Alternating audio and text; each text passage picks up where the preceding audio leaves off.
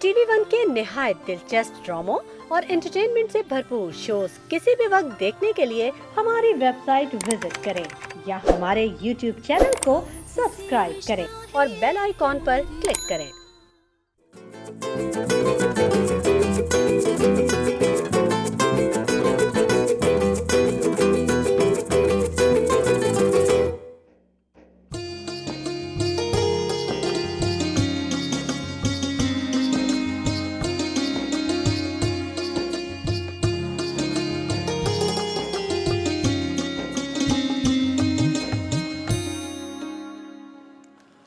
अस्सलाम वालेकुम ख़वातीन और हज़रात, very good morning to all of you. आप सबको द मॉर्निंग स्टार के एक और शानदार शो में खुश आमदेद कहते हैं। आई एम श्योर आप लोग सेहतमंद होंगे, खुशबाश होंगे और बहुत ही ज़्यादा पॉजिटिव सोचों के साथ अपना आज का दिन शुरू करेंगे। और हमारे साथ हैं आप सबकी फेवरेट समरीन जुनैद।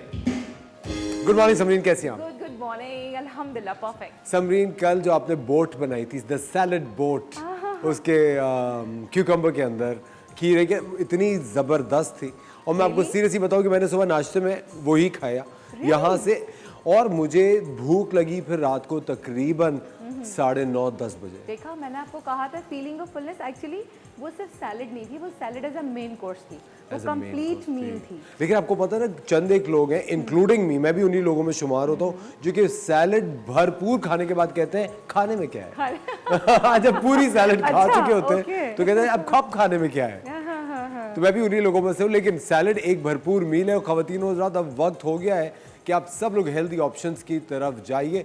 हम वक्तन फ़वक्तन अपनी ऑडियंस को देखिए एजुकेट भी कर रहे होते हैं, क्योंकि मुझे लगता है समरीन, जितने भी ये प्लेटफॉर्म्स होते हैं जो कम्युनिकेशन के प्लेटफॉर्म्स हैं, टेलीविज़न हो, रेडियो हो या इवन सोशल मीडिया अब हो, आई थिंक आपको किसी ना किसी तरह एक विंडो ऐसी होनी चाहिए कि जहाँ पे आप आने वाली जनरेशन को एक पॉजिटिव सोच दे सके, एक फॉरवर्ड थिंकिंग नेशन बना सके अपने आने वाली कौम।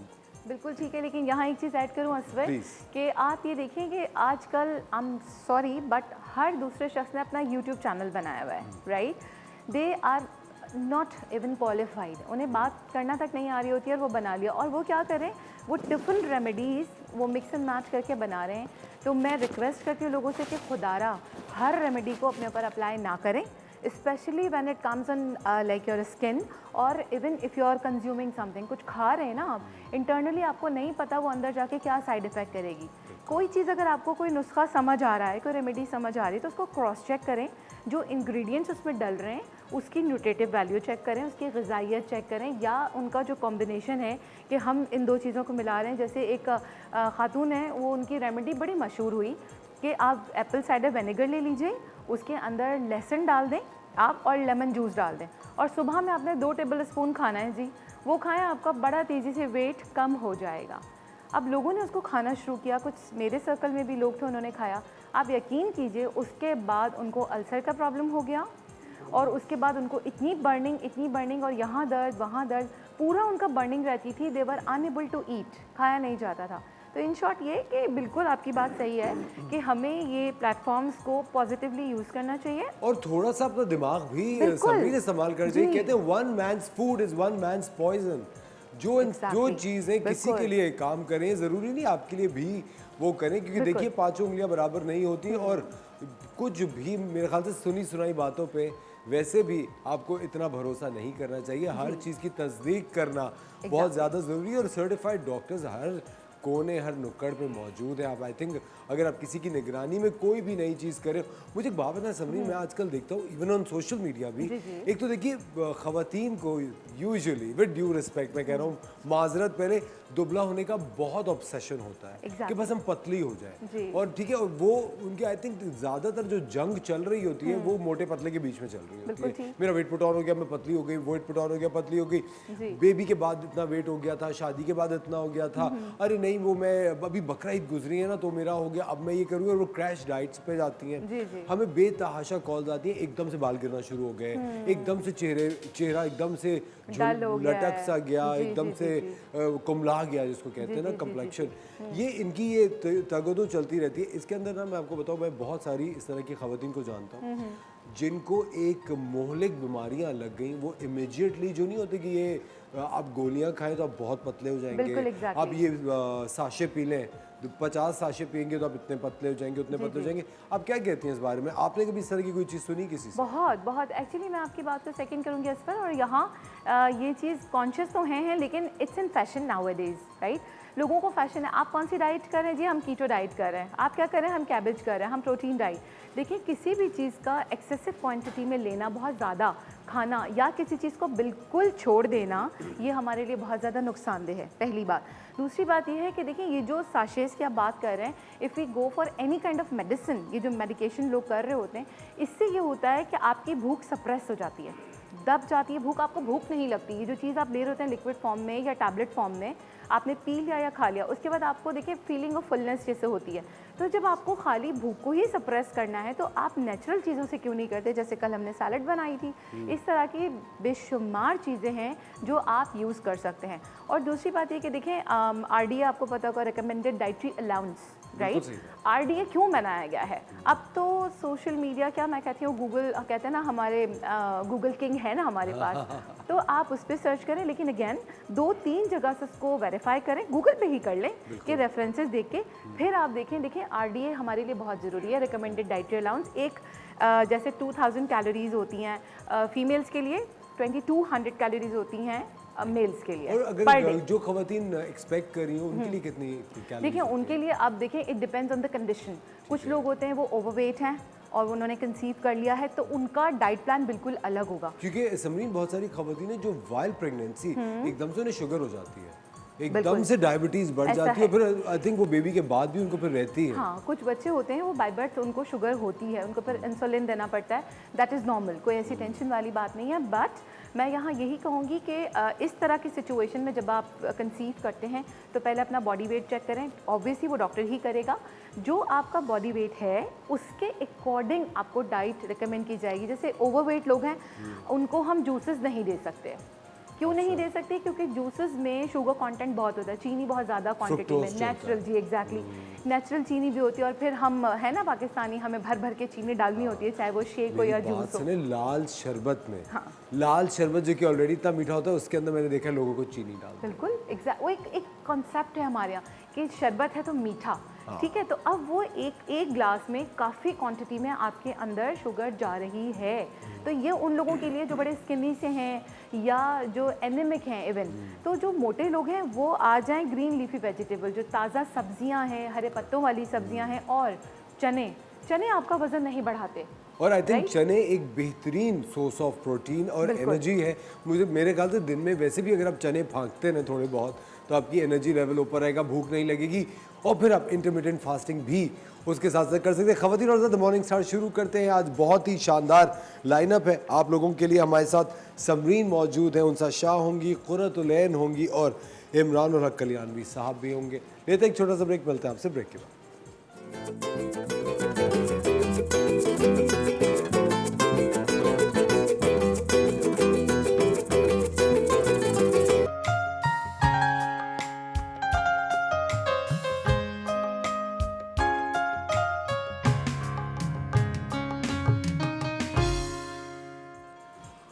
वेलकम बैक खवातीन और हज़रात, आप देख रहे हैं द मॉर्निंग स्टार। एक बार फिर आपको शो में खुशामदीद कहते हैं। बहादुर शाह जफ़र का ये मशहूर शेर, बात करनी मुझे मुश्किल कभी ऐसे तो ना थी, जैसे अब है तेरी महफिल कभी ऐसे तो ना थी। खवातीन और हज़रात, बात करना हमारे लिए बहुत मुश्किल होता है, चंद एक लोगों से अपने दिल की बात कहना बड़ा मुश्किल होता है।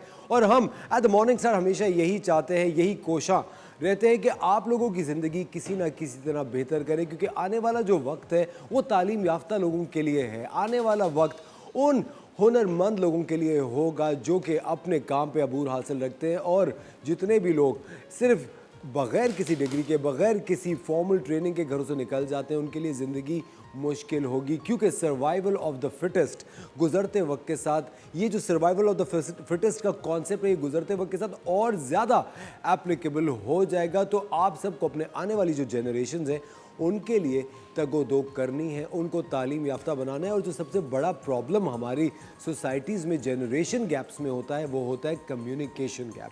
कम्युनिकेशन गैप की वजह से आप अपने दिल की बात अपनी टीम से, अपने कोलीग से, अपने बॉस से, अपनी फैमिली में नहीं कर पाते। मैं आपको एक बड़ी ज़बरदस्त किताब दिखाता हूँ। आजकल ये मैं किताब पढ़ रहा था और ये मैंने एक किताब पढ़ी है, प्लीज़ इसको देखें। ये लैरी किंग एक बहुत ही मशहूर जर्नलिस्ट है, बहुत ही ज़बरदस्त टॉक शो होस्ट है और इनकी ये बेहतरीन किताब है। अगर आप इसको ऑनलाइन हासिल कर सके तो ऑनलाइन पढ़ें, अगर आप इसको किसी लाइब्रेरी से ले सके तो लाइब्रेरी से लीजिएगा। How to talk to anyone any time anywhere. ये एक अंग्रेज़ी की किताब है, लेकिन मेरे ख्याल से ये शायद तर्जुमे के साथ भी मौजूद होगी इंटरनेट पे। लेकिन अगर आपको अंग्रेज़ी आती है या आप सीख रहे हैं, ये किताब ज़रूर लीजिए, ये आपको बड़ा बेनिफिट करेगी।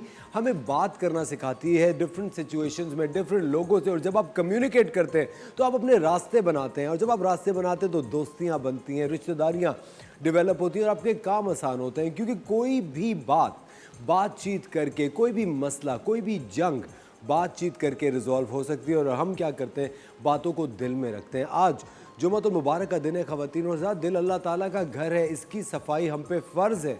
दिल में कोई बोक्स, कोई कीना, कोई कालक आप नहीं रख सकते।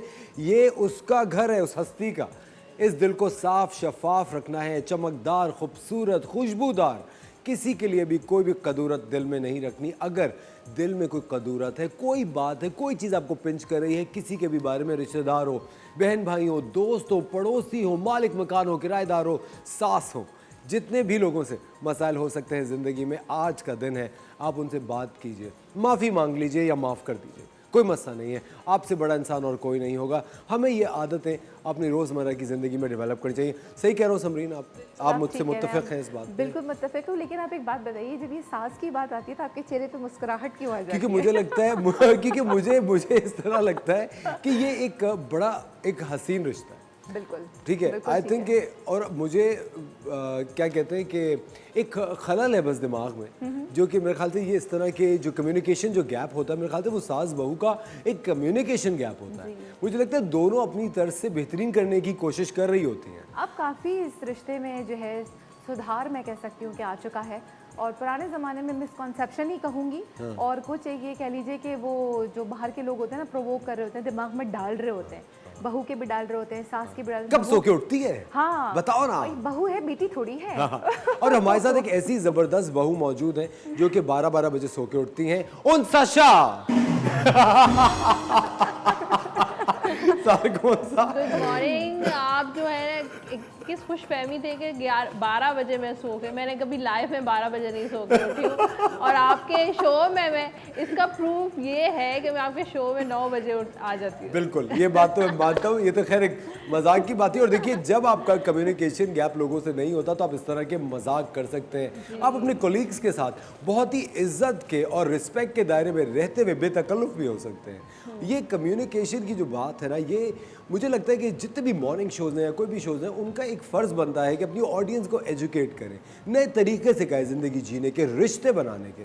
इसमें मेरे ख्याल से कोई हर्ज नहीं होता। उनसा वैसे जिस तरह अभी समरीन भी हम लोग ये बात कर रहे थे कि सास बहू का जो रिलेशनशिप होता है, जब आपकी शादी हुई, आपका कैसा रिश्ता था अपनी सास? सास मेरी बहुत अच्छी हैं, और कम्युनिकेशन ऑब्वियसली जब बंदा नए माहौल में जाता है, एक नए घर में जाता है, तो थोड़ा हेजिटेट करता है, शर्माता भी है, पता नहीं कैसे लोग होंगे, क्या होगा, और एडजस्ट कर पाएंगे। सास स्पेशली जो है, सास और नंद के साथ कैसा रिलेशन बनेगा। लेकिन अल्लाह का शुक्र है कि मेरी सास भी बहुत अच्छी हैं और मेरी नंद भी बहुत।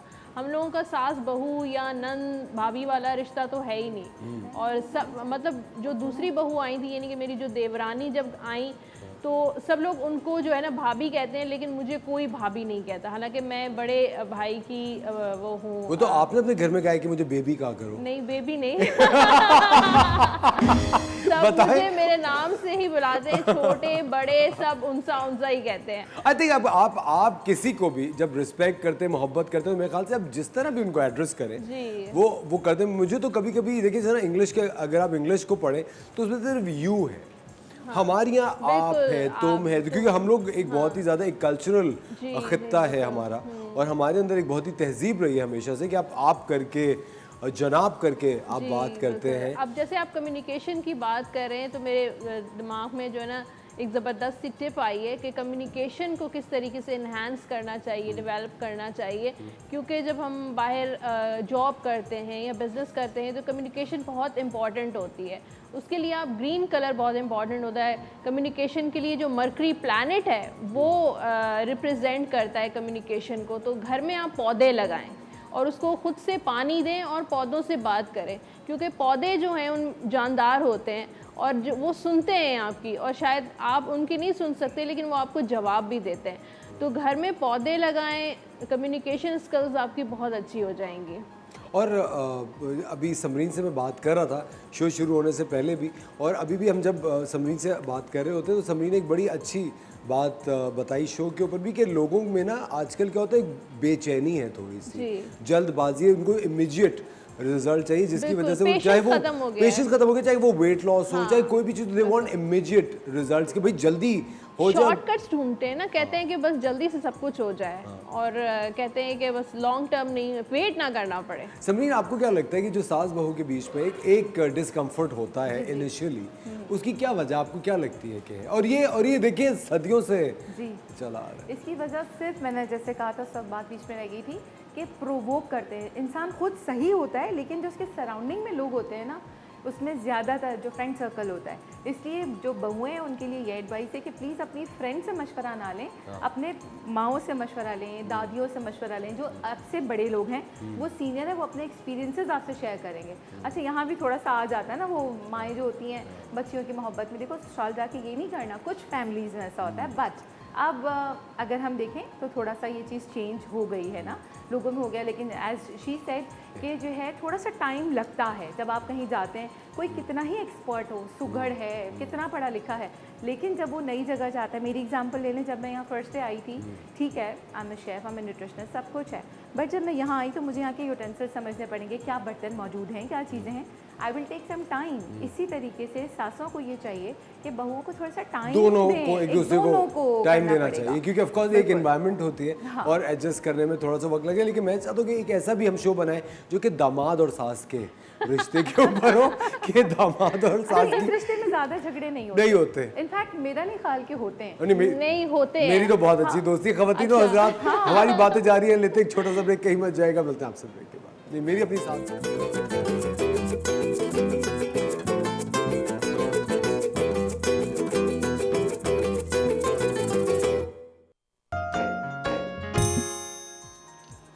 वेलकम बैक खवातीन और हज़रात, आप देख रहे हैं द मॉर्निंग स्टार। एक बार फिर आपको शो में खुशामदीद कहते हैं। वक्त हो जाता है कि आपका आने वाला हफ्ता कैसा रहेगा, ये हम पूछते हैं उनसा शाह से। वो टैरो कार्ड की रोशनी में हमें बताएंगे।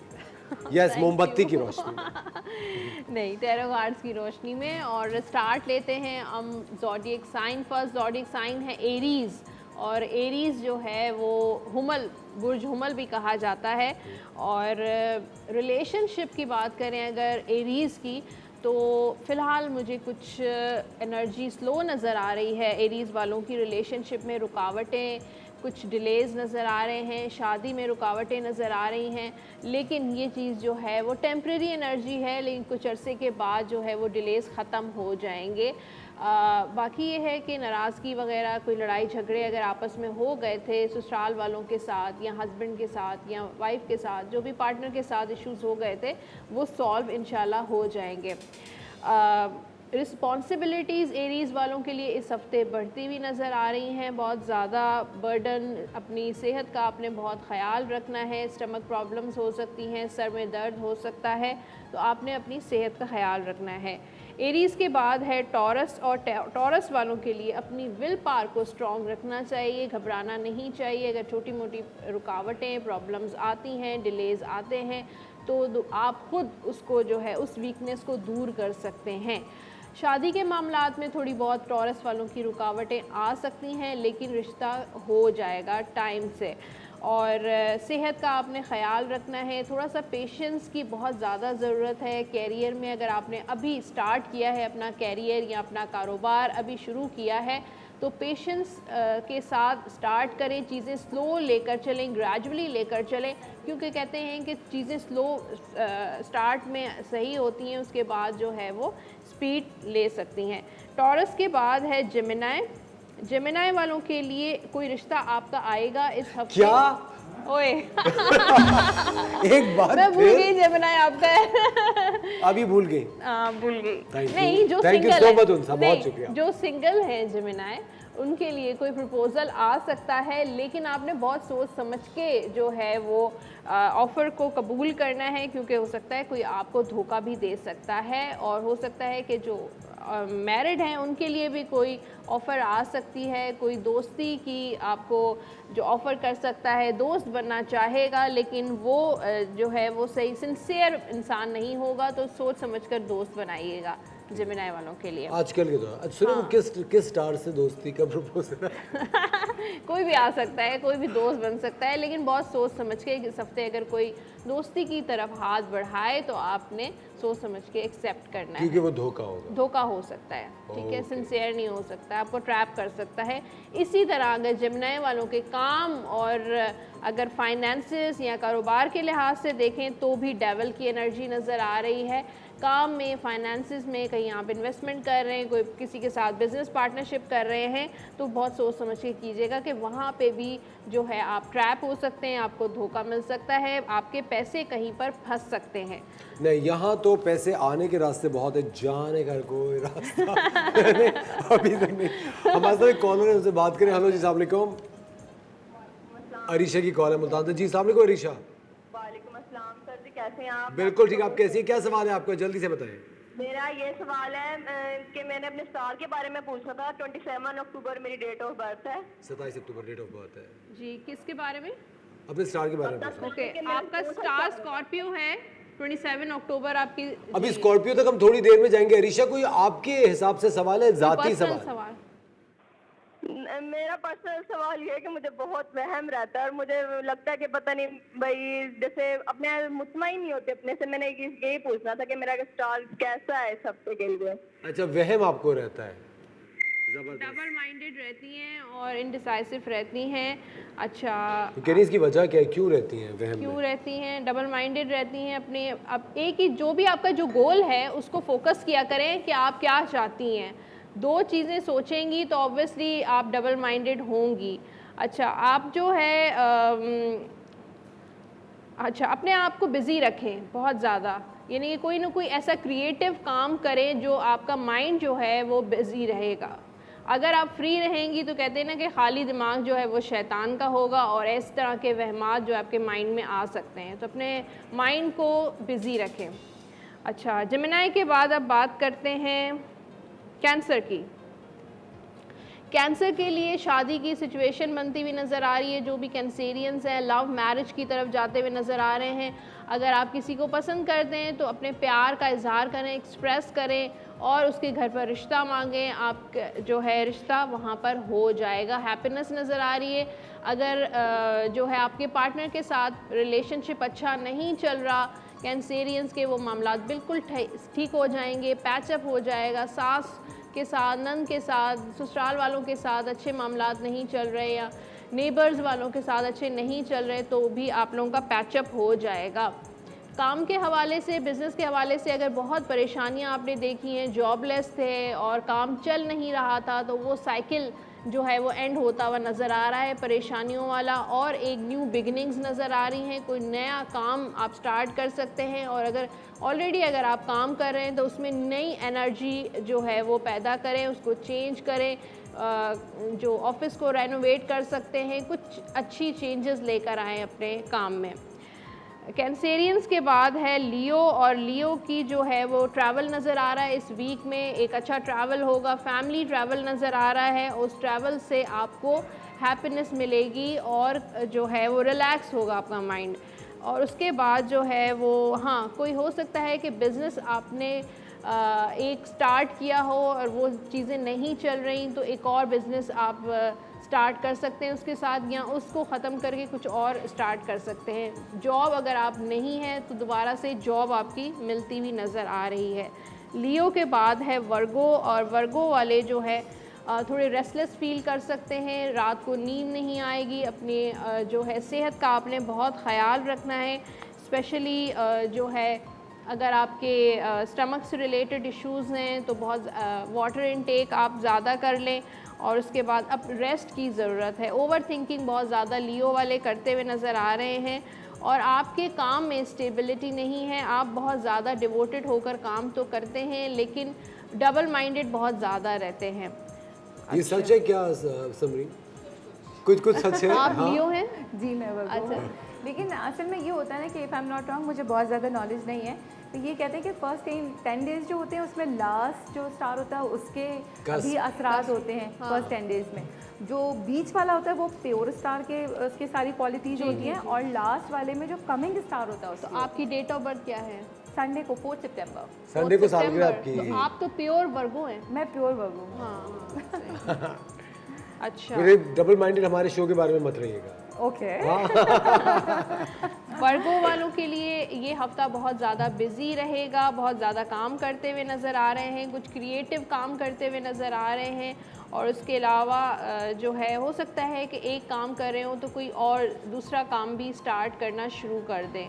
रिलेशनशिप में जो भी परेशानियां थी वो दूर हो जाएंगी, घरेलू प्रॉब्लम्स दूर होते हुए नज़र आ रहे हैं और रिलेशनशिप अगर कोई सेपरेशन वगैरह थी तो पैचअप हो सकता है। सेपरेशन वर्गों के बाद है लिब्रा और लिब्रा वालों के लिए कोई गुड न्यूज़ आपको इस हफ्ते मिलेगी। स्पेशली कोई दोस्त अगर कोई कांटेक्ट में नहीं है तो दोबारा से कांटेक्ट में आ सकता है और बच्चों पे आपने तवज्जो देनी है। इस हफ्ते आपने बच्चों को टाइम देना है, बच्चों की क्या एक्टिविटीज़ हैं, वो क्या स्टडी कर रहे हैं, तो आपने बच्चों को वक्त देना है। उसके अलावा जॉब के हवाले से कुछ परेशानियां आ सकती हैं लिब्रा वालों को, तो अपनी जॉब जो है वो छोड़ने के बारे में मत सोचिएगा और अपने माइंड को बिल्कुल रिलैक्स करें और रिलैक्स करके काम करें। लिब्रा के बाद है स्कॉर्पियो। स्कॉर्पियो के लिए बहुत लकी कार्ड है, रिश्ता तय होता हुआ नज़र आ रहा है। अगर काफ़ी टाइम से कोई अच्छा प्रपोज़ल नहीं आया था, एज ज़्यादा हो रही है तो आपके कहीं ना कहीं शादी का सिचुएशन बनती हुई नज़र आ रही है। और स्कॉर्पियो के कैरियर फाइनेंसेस में आपको नई चांसेस देने की ज़रूरत है। अगर पुराना कोई काम करें काफ़ी अरसे से नहीं चल रहा, लॉसेस हो रहे हैं आपको, तो अब कुछ उसमें एक नई एनर्जी पैदा करें, उसको रीजनरेट करें और नए सिरे से बिगिनिंग करें। स्कॉर्पियो के बाद है सेजिटेरियस। सेजिटेरियस वालों की काफ़ी ख़वातीन की प्रेगनेंसी कंसीव करने के चांसेस ज़्यादा हैं और अच्छा, और दूसरा ये है कि बच्चों पे भी आपने टाइम देना है। उसके अलावा अगर पार्टनर के साथ प्रॉब्लम्स चल रही थी तो वो प्रॉब्लम्स जो हैं वो ठीक होती हुई नज़र आ रही हैं।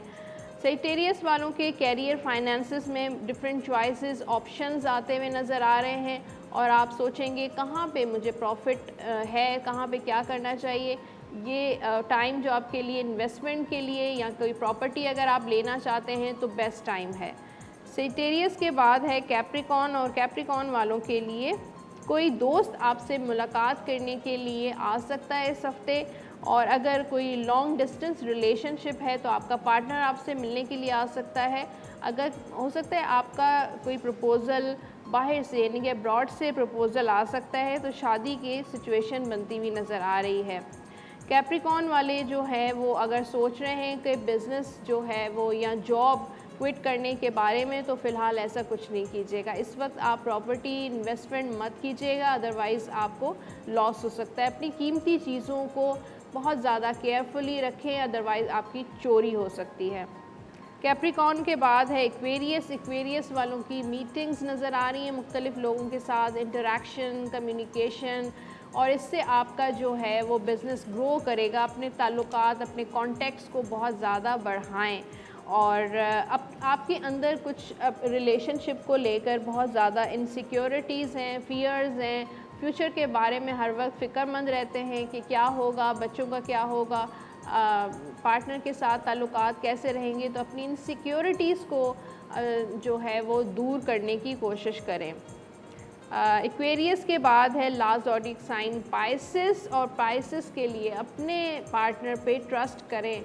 अगर आप सिंसियर हैं तो आपका पार्टनर भी आपसे प्यार करता है, ट्रस्ट करता है, तो बहुत ज़्यादा शक करना या जज करना प्लीज़ छोड़ दें। उसके बाद जो है वो अगर कैरियर, जॉब के हवाले से, फाइनेंसेस के हवाले से फेथ रखें, positive energy, hope, positive hope होनी चाहिए, उम्मीद होनी चाहिए, अल्लाह पे भरोसा होना चाहिए ये थी ज़ोडिएक साइंस सारे। जबरदस्त खवातीन और हज़रात, वक्त हो जाता है एक छोटे से ब्रेक का। आप देख रहे हैं द मॉर्निंग स्टार। मिलते हैं आपसे ब्रेक के बाद।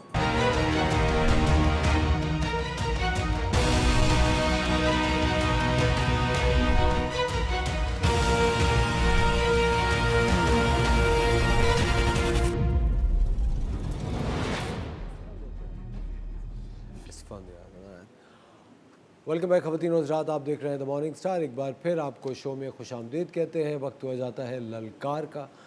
ये वक्त है डोनेट करने का। खवातीन और हज़रात, 75% तक मुल्क अफेक्ट हुआ है सैलाब से। सैलाब ज़दगान की रिलीफ, उनका रेस्क्यू, उनकी रिहैबिलिटेशन, ये पूरा प्रोसेस जारी है और हमें लगता है कि आने वाले पूरे साल जारी रहेगा, क्योंकि मौसम का कोई एतबार नहीं होता। बदलते मौसमों के साथ साथ आप देख रहे हैं लोगों की किस्मतें भी बदल रही हैं।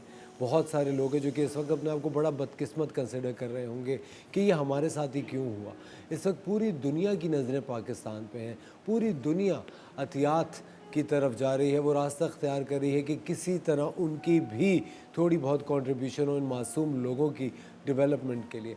लेकिन आने वाला वक्त ही बताएगा कि हम लोग कितने ज़्यादा कामयाब हुए हैं इस पूरे रिहैबिलिटेशन के प्रोसेस में। अभी भी बहुत सारे लोग हैं जिनके राब्ते मुनक़ता हैं शहरों से, उन तक रसाई बहुत मुश्किल है, बल्कि अगर बिल्कुल गलत नहीं होगा अगर मैं कहूँ उन तक रसाई नामुमकिन है।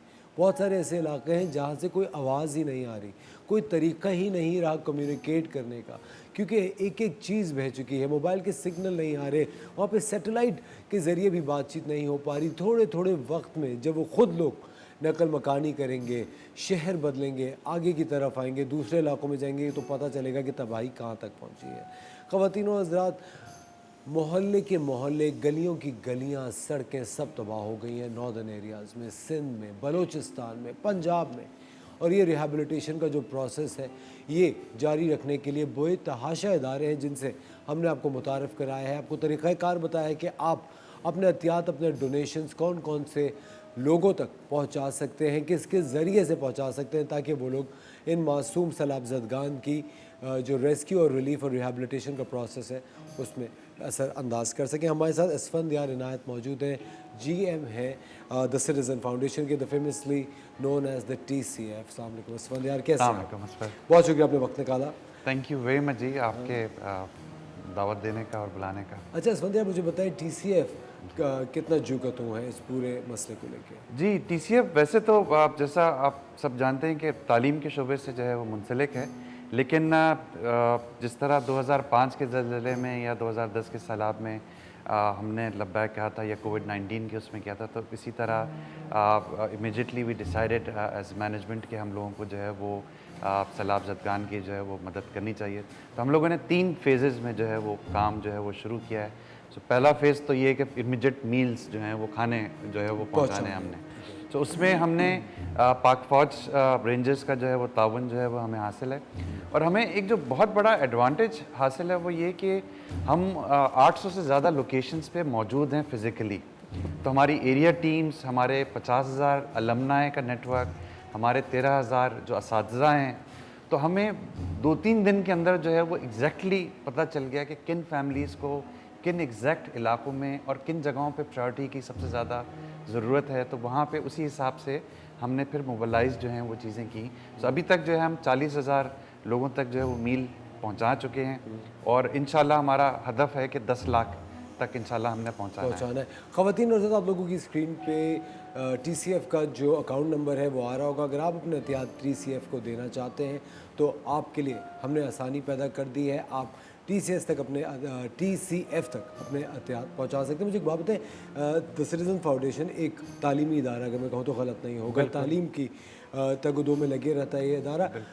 जो स्कूल्स तबाह हो गए हैं, जो बच्चे अब शायद कभी स्कूल ना जा पाएँ या बहुत अरसे के बाद जा पाएंगे, TCF क्या तामीर करेगा स्कूल, या कोई तरीक़ा ऐसा अपनाएगा कि बच्चे दोबारा से पढ़ सकें? जी, हमारे अपने खुद 100 के करीब स्कूल जो हैं वो बहुत बुरी तरह मुतासर हुए हैं, और सैकड़ों स्कूलों में जो है वो अभी पनागाहें बनी हुई हैं, वहाँ पे लोग मौजूद हैं। और पिछले सैलाब में भी हुआ था हमारा, और हम एक्सपेक्ट करें कि इसमें भी कि काफ़ी डैमेज के बाद जो है लोगों ने, इवन क्योंकि सूखी लकड़ी नहीं थी तो हमारे फर्नीचर तोड़ के जला के खाने बन रहे थे वहाँ पे। तो हमें अपने तकरीबन 100 से ज़्यादा स्कूल जो हैं वो रिहेबिलिटेट करने, ये तीसरे फेज़ में हम लोग करेंगे। ठीक है। तो उसके लिए भी हमें जो है वो फंड्स जो हैं वो रेज करने होंगे। लेकिन पहले मरहले में मील्स देंगे, दूसरे मरहले में जो है वो हम लोगों का इरादा है कि हम जो है 5000 फैमिलीज़ को घर रिहेबिलिट करने के लिए जो है उसके लिए इमदाद हम उनको 5000 फैमिलीज़ को जो है हम प्रोवाइड करेंगे। ठीक है। और तीसरे मरहले में फिर स्कूल्स को रिहेबिलिट, ताकि जो आपकी वाली बात है कि बच्चे वापस तालीम के उसमें आ मुझे लगता है इस्फान यार, मुझे ज़ाती तौर पर ऐसा लगता है कि जो आने वाला वक्त है, आई थिंक उसके लिए तालीम बहुत ज़्यादा ज़रूरी होगी।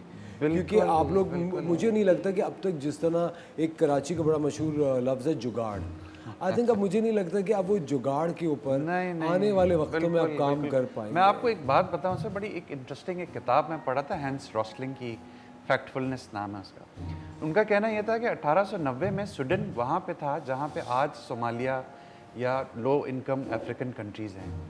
1940s में उनका कहना था स्वीडन वहाँ था इकोनॉमी उसकी जहाँ आज इजिप्ट खड़ा है। एंड 2022 में हमको सबको पता है स्वीडन कहाँ खड़ा है।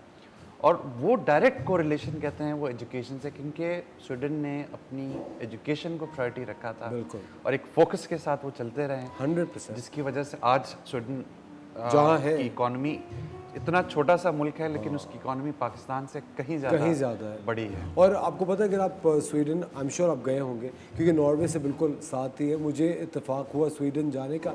एक तो मुझे वैसे भी इंफ्रास्ट्रक्चर वाइज भी यूरोप बहुत बेहतर लगता है, और जब आप स्वीडन जाते हैं तो वहाँ पे एक बड़ी इंटरेस्टिंग चीज़ आप लोगों को देखने को मिलेगी कि गली गली कोने कोने पे छोटे छोटे मुख्तलिफ़ तरीके के एजुकेशन इंस्टीट्यूशंस हैं। चाहे आप सिलाई सीखना चाहते हैं, कोई ज़बान सीखना चाहते हैं, कुकिंग सीखना चाहते हैं, हर जगह पे learning learning learning. I think learning was the most common word उनकी सड़कों पे जो लिखा हुआ था जगह जगह। स्वीडन का खास तौर पर बता रहा हूँ, नॉर्वे से बिल्कुल साथ है। अगर आप नॉर्वे जाते हैं, कभी भी मैं गया था फॉर एक वहाँ पे प्रोग्राम था उसके लिए, तो you know it was so easy just to pass through Sweden, और वहाँ पे हर तरफ जो एक कॉमन चीज़ थी वो लर्निंग थी, कुछ सीखें। और मैं आप लोगों से भी ख़वातीन के साथ बारहा ये बात कह चुका हूँ कि वक्त उम्र की कोई कैद नहीं होती, और कोई भी काम बड़ा छोटा नहीं होता। अगर आपके पास वक्त है, अगर आपकी इस्तिताअत कुछ भी सीखने की है, वो चीज़ सीख लें। कोई भी चीज़ छोटी बड़ी, बहुत सारे लोग हैं जो कहते हैं अरे अब हम प्लम्बर का काम सीखेंगे, हम इलेक्ट्रिशियन का काम सीखेंगे। देखिए, हुनर कोई छोटा बड़ा नहीं होता। आपके हाथ में अगर किसी भी चीज़ का एक हुनर है तो आप सोचिए आप उस हुनर को कहाँ से कहाँ ले जा सकते हैं। और अगर आप सिर्फ उस हुनर को बांटने का ही एक ज़रिया बन जाए तो भी आपकी जो ज़रिया माश है वो भी बहुत अच्छा फ्लरिश और प्रोग्रेस कर सकता है। जहाँ तक तालीम की बात है, मुझे तो कभी कभी इस फंदर आई डोंट नो एक पॉलिटिकल डिबेट ये हो जाती है, लेकिन मुझे लगता है कि तालीम ना फराहम करना भी शायद कोई एक एजेंडा हो सकता है कि जितना शऊर आप देंगे उतनी शायद मुंह में ज़बान आएगी। एक्चुअली एक वजह ये है कि जो इंस्टेंट ग्रेटिफिकेशन की बात है ना, कि अब मैंने किसी भूखे को अभी खाना खिलाया, मुझे अभी एक तसल्ली तशफ़ी मिल गई। मुझे एक बीमार है, मैंने उसको मरहम पट्टी की, उसको उसी वक्त जो है वो शिफा मिल गई उसकी। तालीम का ये प्रोसेस जो जेस्टेशन पीरियड है वो बहुत लंबा है, आपको 15-16 साल इंतजार। लेकिन देखिए एक लाइफ टाइम का रिवॉर्ड भी तो है जी, लेकिन वो सब्र नहीं है ना, क्योंकि आजकल वो इंस्टेंट नूडल, इंस्टेंट कॉफ़ी का ज़माना है, हर चीज़ इंस्टेंट चाहिए। प्लेजर तालीम में नहीं ये हो सकता unfortunately. And I think that is one of the reasons successive governments जो हैं हैव फेल्ड, क्योंकि 5 साल के बाद आप सड़कें और क्या कहते हैं अस्पताल वो दिखा के तो वोट ले सकते हैं, लेकिन एक बच्चा जो केजी से 4th जमात तक आएगा उस पर शायद आपको शाबाशी या वोट ना मिले। लेकिन आपको पता है सड़कें जो है ना इस फंद यार, पूरी दुनिया में हर शहर के ख़राब है। अगर आप पूरी दुनिया ट्रैवल करो, सड़कें हर जगह ख़राब हैं। बहुत हाईवेज अच्छे बने हुए होते हैं, लेकिन सड़कें बहुत सारे शहर, बड़े बड़े शहरों में ख़राब होती है, टूटी फूटी होती है। ये हर जगह होता है, ये बहुत कॉमन चीज़ है। दूसरी जो बात, जहाँ तक तालीम की बात है, ख़वातीन और हज़रात, मैं हमेशा ये बात समझाता हूँ कि तालीम एक ऐसा ज़बरदस्त पावर है, एक ताकत है जो कि आपको कभी भी किसी से हारने नहीं देगी। इस फंद यार हमारे साथ मौजूद है। वक्त हो जाता है एक छोटे से ब्रेक का। आप देख रहे हैं ललकार ट्रांसमिशन अपने अतियात। आप TCF को दीजिए, स्क्रीन्स पे आपके अकाउंट नंबर आ रहा है बार बार, तो प्लीज़ आगे बढ़िए, एहतियात दीजिए। मिलते हैं आपसे ब्रेक के बाद।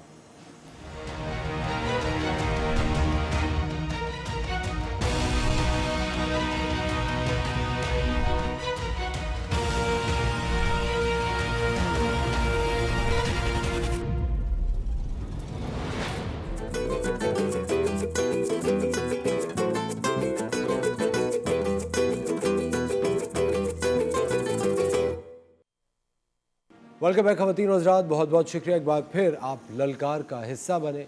इस वक्त पूरी कौम ललकार रही है मदद के लिए। बेतहाशा बहन भाई, बेतहाशा वालदैन, बेतहाशा मासूम छोटे बच्चे, बेतहाशा वो वाले हमारे बहन भाई जो माजूर हैं, जो यतीम हैं, जिनके घरों पे सरों पे छतें नहीं हैं, वो बहनें जिनकी चादरें कहीं खो गई हैं, वो वाले छोटे छोटे बच्चे जो कि खुजा खुजा के मच्छरों की वजह से तंग आ गए हैं, वो सारे लोग, वो सारी हमारे कौम के लोग, वो सारे हमारे हिस्से ख़वातीन और हज़रात बीमारियों के दहानों पे खड़े हैं, आपकी मदद के मुंतज़िर हैं और ये वक्त है मदद करने का। एक बड़ा ही खूबसूरत हबीब जालिब साहब का शेर है, मैं आपको पढ़ के सुनाना चाहता हूँ। मखलूक खुदा जब किसी मुश्किल में हो फंसी, मखलूक खुदा जब किसी मुश्किल में हो फंसी, सजदे में पड़े रहना इबादत नहीं होती। ख़वातीन और हज़रात, आज जुम्मतुल मुबारक है। आज बेतहाशा दिल खोल के अपनी नीयत अगर आपको साफ़ हो, अपनी नीयत जब साफ़ होती है ना तो मुश्किल आसान हो जाती है। आपकी नीयत साफ़ है, आप अतियात देना चाहते हैं, आगे बड़ी अतियात दीजिए। और मैं आपको बता रहा हूँ, आपने अपनी तरफ से तो कर दिया ना, बाकी और लोग जाने और अल्लाह ताला जाने। अल्लाह ताला आपकी नीयत को देखते हुए आपकी जो रकम है वो सही लोगों तक पहुंचा देगी। हम दुआ यही करते हैं कि बहुत जल्द ये लोग अपने पैरों पे खड़े हों। 75% मुल्क के लोग अफेक्ट हुए हैं। ज़मीनें जो फसलें थी वो एक लामहदूद मुद्दत तक के लिए ख़राब हो चुकी हैं, उनके मवेशी चले गए हैं, वो दोबारा पैदा तो नहीं होंगे। हम मदद करेंगे तो वो दोबारा ख़रीद सकेंगे, यहाँ शहरों से जाएंगे तो ख़रीद सकेंगे। यही लोग जब शहरों का रुख करेंगे तो आपको पता है शहरों में बड़ी बेदर्द ज़िंदगी होती है, बड़ी मुश्किल ज़िंदगी होती है। आप लोगों की मदद के मुंतज़िर हैं ख़वातीन और हज़रात। TV1 का ये इनिशिएटिव है ललकार। हम हमेशा आपको उन इदारों से मुतारिफ़ कराते हैं, उनके अकाउंट नंबर्स देते हैं ताकि आप अपनी जो एहतियात की रकम है वो डायरेक्टली उन इदारों तक पहुँचाएँ। ये TV1 पे रकम नहीं आती है, ये डायरेक्टली उन इदारों में जाती है जो कि इस कार खैर में बहुत ज़्यादा पेश है। हमारे एक और भाई ने हमें ज्वाइन किया है, सैयद सरफराज हसन साहब हैं, डायरेक्टर प्लानिंग है बैतुस्सलाम के। अस्सलाम वालेकुम सर। वालेकुम अस्सलाम रहमतुल्लाह। बहुत शुक्रिया आपने वक्त निकाला। आपका बहुत शुक्रिया और TV1 का बहुत शुक्रिया कि आप जो है माशाल्लाह से अच्छे अच्छे इदारों को बुला रहे हैं और हमें खिदमत का मौका दे रहे हैं। अच्छा सर, बैतुस्सलाम क्या कहाँ तक काम कर रहा है, क्या क्या काम कर चुका है? सर मैं आपको बताऊं, बड़ा इंटरेस्टिंग ये है कि Baitussalam was one of the initial victims of flood. पहले बारिशें हो रही हैं। हमारे बेसिक एजुकेशन सेंटर जो झलमक्सी में, जो स्टार्टिंग वीक की फ्लड की बात चली वो झलमक्सी से, तो वी हैड हमारे में 7 से 8 बेसिक एजुकेशन यूनिट और कम्युनिटी सेंटर वहाँ पे। वहाँ से हमें पहले ख़बर आई कि जी वो तो फ्लडिंग हो रही है, और उसके बाद हमारे जो बेसिक एजुकेशन सेंटर हैं दे आर इनंडेटेड, पानी में आ गए हैं। वो हमारे टीचर्स जो हैं मुकामी कह रहे हैं जी हमारे घर जो है वो मुतासर हो रहे हैं। तो वो एक बड़ी अजीब कन्फ्यूजिंग कि ना खबर बता रही है ना किसी और जगह पर आ रहा है, और ये हमारे पास व्हाट्सएप पे और फ़ोन पर आ रहे हैं। सो वी रश्ड, हम तो it touched it in on our heart ना, कि वो फ़ौरन हम भागे कि भाई चक्कर हुआ क्या है, और उसकी भी सपोर्ट के लिए थे। और फिर ओवरनाइट तकरीबन विदिन 2 डेज़ टाइम वो लजबेला तक हमें पता चला कि जी वो लाखड़ा भी, लजबेला भी, उथल भी, वो सब के सब जो है वो पानी उस तरफ आ रहा है और वो हो रहा है। तो वो एक बड़ा अजीब कैफियत और हालात थे। और फिर उसके बाद हमें जो है वो पंजाब की खबर आई, राजनपुर, सिंध, वहाँ पर जो है तौंसा वगैरह में, उधर भी हमारे साथ यही था कि जी हम मुतासरीन में से पहले बन गए। एंड देन उसके बाद फिर KPK और सिंध की बात आई। तो अल्हम्दुलिल्लाह जैसे आपने बात फरमाई कि अल्लाह ताला जिन लोगों को, अहले खैर हज़रात को पूरे पाकिस्तान में, पाकिस्तानी कौम माशाल्लाह से इसी वजह से पाकिस्तानी कौम बड़ी रिजिलेंट कौम है कि वो फिर रिवाइव करती है, पैरों पे खड़ी हो जाती है। बिल्कुल। और उसकी वजह सिर्फ और सिर्फ ये होती है कि अल्लाह ने हमें, there are plenty of people कि जो दिल खोल कर इसको अपनी इबादत का हिस्सा समझते हैं। और आपने बड़ी खूबसूरत बात फरमाया, जुम्मा मुबारक है और बैतुस्सलाम के अब हमने जुम्मे की ही मुनासबत के साथ जोड़ के हमारा जो हेडक्वार्टर है बैतुस्सलाम मस्जिद, यहाँ पर भी, लाहौर में भी, जुम्मे के दिन हमारे यहाँ से माशाल्लाह गाड़ियों की जो है कॉन्वॉयज़ निकलते हैं। तो आज जो है तकरीबन 100 से ऊपर हमारे कॉन्वॉयज़ आज कंप्लीट हो रहे हैं। और मैसेज वही दे रहे हैं कि आप जहाँ इबादत बहुत ज़रूरी है वहाँ पर इबादत मुकम्मल हमारी होती है, दीन मुकम्मल होता है खिदमत के ज़रिए, और यही हमारी आइडेंटिटी है, ये हमारा पहचान है। तो अल्हम्दुलिल्लाह जो आपने तमाम बातें बताई अभी प्रोग्राम के शुरू में, जिसके अंदर पका पका खाना है, राशन है, मच्छरदानियाँ हैं इस वक्त, और उनको रिहैबिलिटेशन टेंट चाहिए, तो ये तमाम चीज़ें अल्हम्दुलिल्लाह बैतुल-इस्लाम अपनी इस्तिताअत से बढ़कर और पाकिस्तान के बहुत प्यारे लोगों की, ओवरसीज़ पाकिस्तानी भी, क्योंकि हमारा बैतुल-इस्लाम यूएसए भी है, वहाँ से भी हमें बहुत ताउन आ रहा है, सपोर्ट आ रही है, तो ये सब की ताउन से मिलकर हम अपने वहम गुमान से बढ़ के खिदमत कर पा रहे हैं। और इंटरेस्टिंग चीज़ एक और है, वो बड़ी इंटरेस्टिंग चीज़ ये है कि हमारे जो जितने एजुकेशन सेंटर 380 से ज़्यादा हैं, और बाकी हमारे टीचर्स और हमारे जो यंग स्टूडेंट्स हैं, ओ लेवल से 11 के स्टूडेंट्स हैं, और इसके अलावा जो हज़ारों की तादाद में लोकल भी हमारे वहाँ पर कम्युनिटी रिप्रेजेंटेटिव और वॉलंटियर्स होते हैं, वो फुल्ली इंगेज्ड हैं। ये ज़रूर है, and it's very heroic of them. मेरा ख्याल है कि फाइनेंशियल सपोर्ट अपनी जगह पर है, इन काइंड सपोर्ट अपनी जगह पर है, लेकिन पानी में कमर तक खड़े होना, जहाँ पर भैंसें बेचारी मरी हुई हैं और उसी के अंदर ताफ़ुन भी है और मुश्किल भी है, और घर वाले कराची में एक वॉलंटियर जो डिफेंस से जा रहा है, एक वॉलंटियर जो लाहौर में मॉडल कॉलेज से, तो उनके लिए जाना उस कैफ़े में कभी नहीं गए। तो वो जो एक स्पिरिट है ना, अल्लाह ताला हम लोगों के अंदर हुब्बुल वतनी का जज्बा और ये स्पिरिट, बेशक कौम की मोहब्बत का हमें उम्मत करते हैं, ये बहुत इंपॉर्टेंट है। बिल्कुल खवातीन साहब, मैं बार बार ये भी फराज कह रहा था अपने ऑडियंस को कि मुझे लगता है कि आजमाइश सिर्फ उन लोगों पे नहीं है, आप पे इक्वली आजमाइश है। अगर आप जिस तरह ये इतना खूबसूरत भी शेर हबीब जालिब साहब का हमने पढ़ा है कि ऑफकोर्स जब एक आपकी इंसानियत और ये आपके मुल्क के अंदर जो लोग होते हैं, ये आप ही का हिस्सा है, ये हमारा ही हिस्सा है। अगर वो मुसीबत में है तो आप पे फ़र्ज़ है कि आप उनकी मदद करें, आपको उनको इस रिहैबिलिटेशन प्रोसेस के अंदर आपको हाथ बटाना है।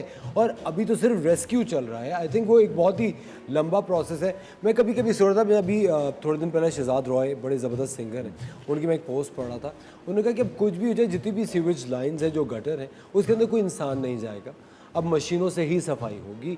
उनका मैंने पोस्ट पढ़ा, मुझे बड़ी इस बात से एकदम से मैं चौंका और मैंने ये सोचा कि इस वक्त हमारे इतने सारे लोग इस तरह की तरह अभी आपने कहा पानियों में गिरे हुए हैं, और आप सोचिए उन लोगों का जो गटरों में जा के सफाइयाँ करते हैं, यहाँ तक सर उनके अंदर चले जाते हैं, और वो भी कौन है, हमारे हिस्सा है, हमारे मुल्क का हिस्सा। कोई जहरीली गैस की वजह से, बीमारियों की वजह से, आप सोचिए। और वो क्या, वो हमने एक मखसूस किए में 10-12 लोग जो कि काम करेंगे और आ जाएंगे। हमें एक होलसम अप्रोच रखनी चाहिए ख़वातीन और हज़रात, हम सब एक हैं। और आपको पता है कल इतनी ज़बरदस्त बात थी, कहते हैं कि जब कोई नेकी करो तो दूसरे हाथ को पता भी नहीं चलना चाहिए। मैं कल एक साहब से मिला, मैं कहीं पे एक रिहैबिलिटेशन का काम करने के लिए अपने तौर पे गया था, तो मिला तो उन्होंने इतनी अच्छे एक अंकल थे, वो वहाँ पे वही काम करते। मैंने कहा अंकल अब आपकी एज हो गई है, अब आप क्यों कर रहे हैं, आप रेस्ट कर रहे हैं, आपके भाई बेटा मेरे बच्चे दोनों अमेरिका में हैं, तो उन्होंने मुझे ये एड भेजी थी। मैं जब तक अपने हाथ से नहीं कर देता तो मुझे लगता है कि मैंने उनके पैसों के साथ शायद ज़्यादती की, तो यानी मैं खुद करने के लिए। मैंने कहा अंकल पता नहीं इतने सारे लोग हैं, वो 75% हिस्सा ऐसे हो गए, तो कहेंगे बेटा हम लोगों ने, उन्होंने अपनी मिसाल दी कि बेटा हम लोगों ने आप लोगों के लिए पाकिस्तान का नक्शा बनाया है, तो ये तो कुछ भी नहीं है, इनको दोबारा खड़ा कर देंगे। उनकी ये सोच जो सिर्फ थी ना, वो जो कॉन्फिडेंस था, मैंने कहा क्या ज़बरदस्त कॉन्फिडेंस है। और वाकई ये वो कौम है जिन्होंने अपने लिए एक मुल्क तख्लीक किया था।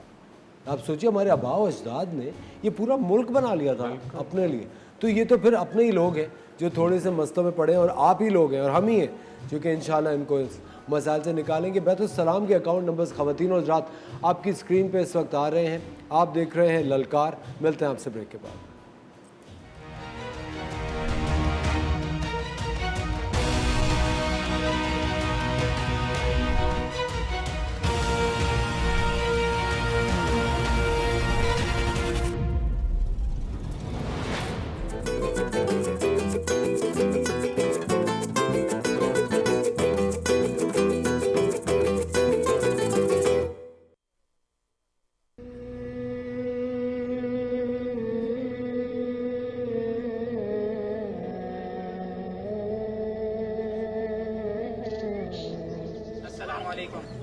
See people, this place was once a peaceful village. People lived peacefully. Now see the condition. It has converted to few tents and heaps.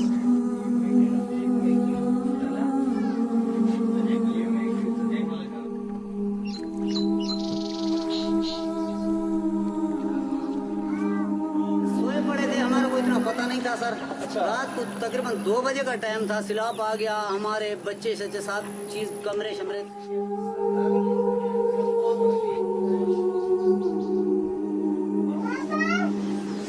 And wallah, their stories are heartbreaking.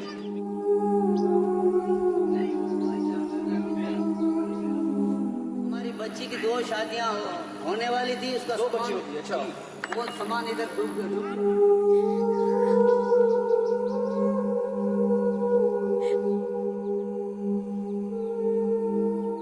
And this is not water anymore. This has become poison.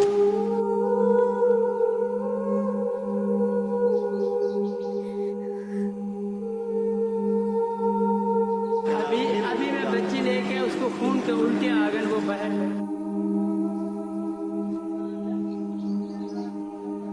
And we couldn't come. All the roads are blocked. There is no way. We came through the port and we have delivered the ration and these tents. And Beth Islam will, inshallah, with your support, make this village again happy and peaceful.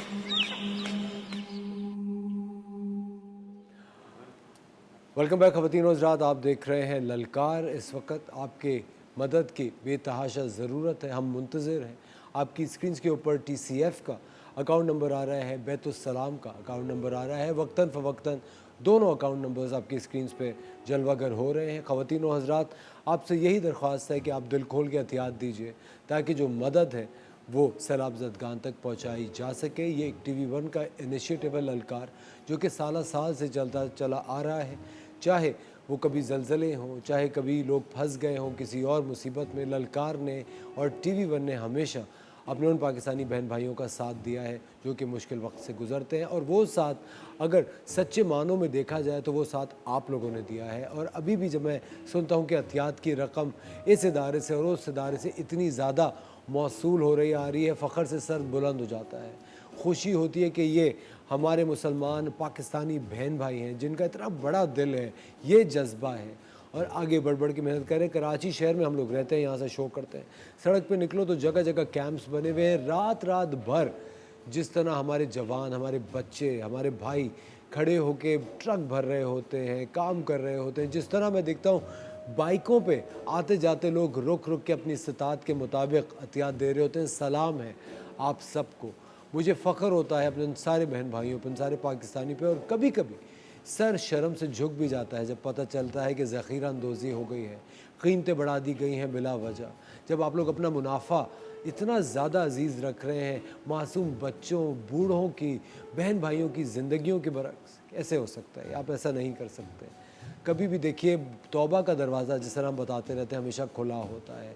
हर वक्त तौबा करते रहना चाहिए। और अगर आपसे कोई गलती हो गई है, कभी आप किसी की बातों में आके आपसे कोई गलती हो गई है, नागहानी तौर पे भी, कभी अनजाने में भी, कभी दिल में लालच आ जाती है। और इंसान है, लालच तो आपके दिल में आएगी, लेकिन जब लालच आए तो आपको अपने आप को, अपने अतराफ़ के लोगों को ये बताना चाहिए कि मैं आजमाइश में आया हूँ। लालच दिल में आना आजमाइश होती है। अब या तो आप लालच की तरफ चले जाएं या फिर आप अल्लाह के रास्ते पे चले जाएं। वो आजमाइश का वक्त होता है। मैं इतने सारे लोगों को जानता हूँ जो कि एकदम से उनका पलड़ा बिल्कुल तब्दील हो जाता है, पलट जाता है। वो एकदम से तौबा के दरवाज़े खटखटाना शुरू हो जाते हैं। क्यों? क्योंकि आफत उनके दरवाजे पे आ चुकी होती है।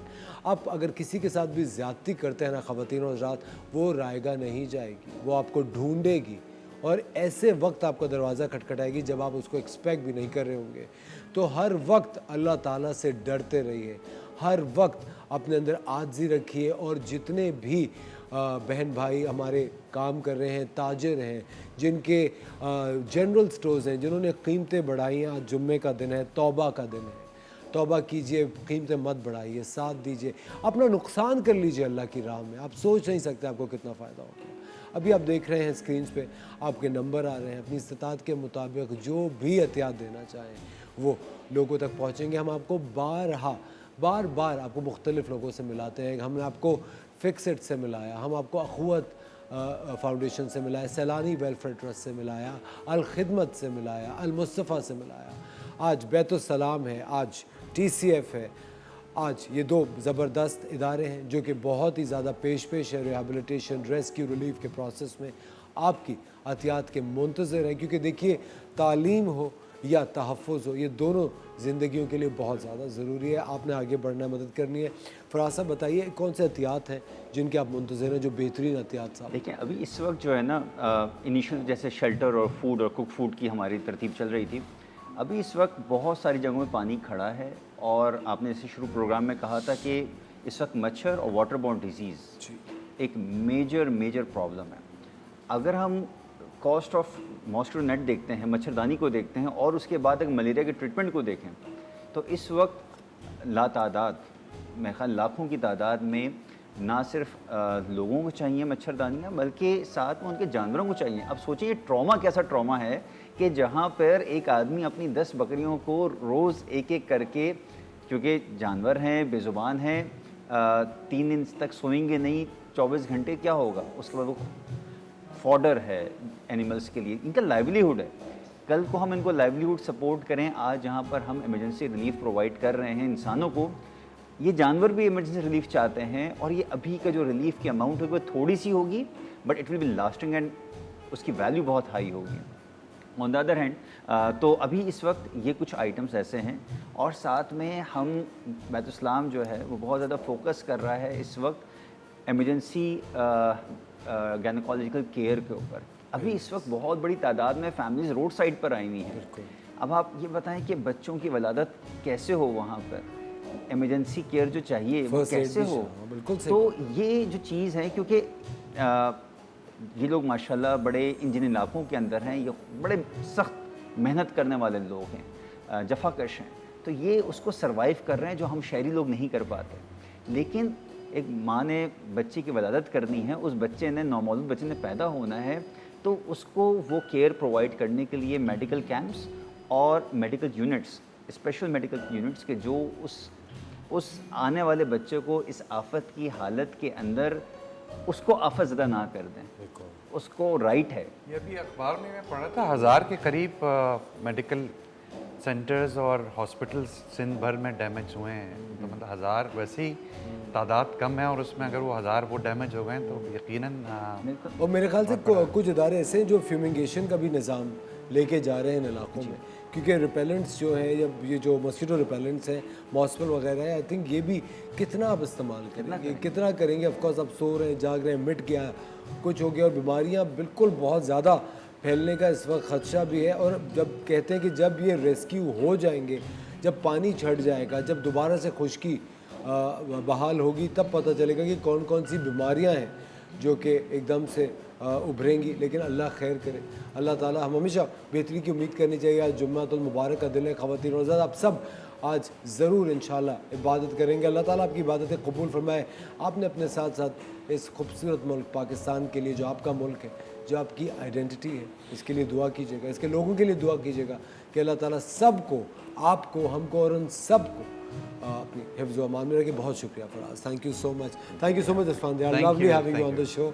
और मैं अभी असफंदियार से ब्रेक पे जाने से पहले यही कह रहा था कि हम ख्याल लोगों का होना बहुत ज़्यादा ज़रूरी है ज़िंदगी में।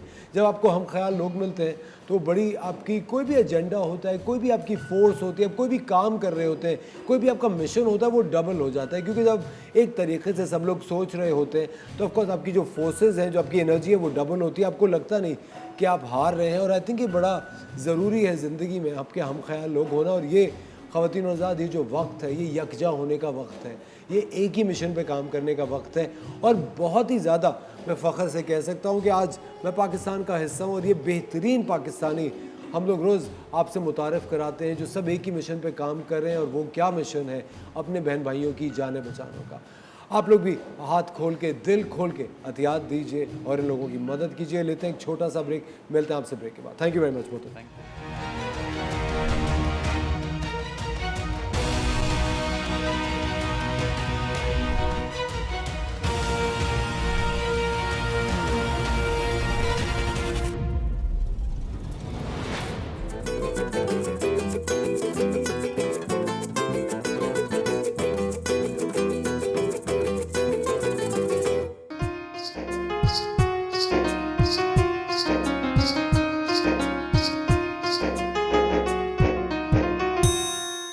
Okay foodie. वेलकम बैक खवातीन रोज रात, आप देख रहे हैं द मॉर्निंग स्टार। वक्त हो जाता है किचन क्वीन का, और समरीन आज हमें बनाना सिखा रही हैं क्या?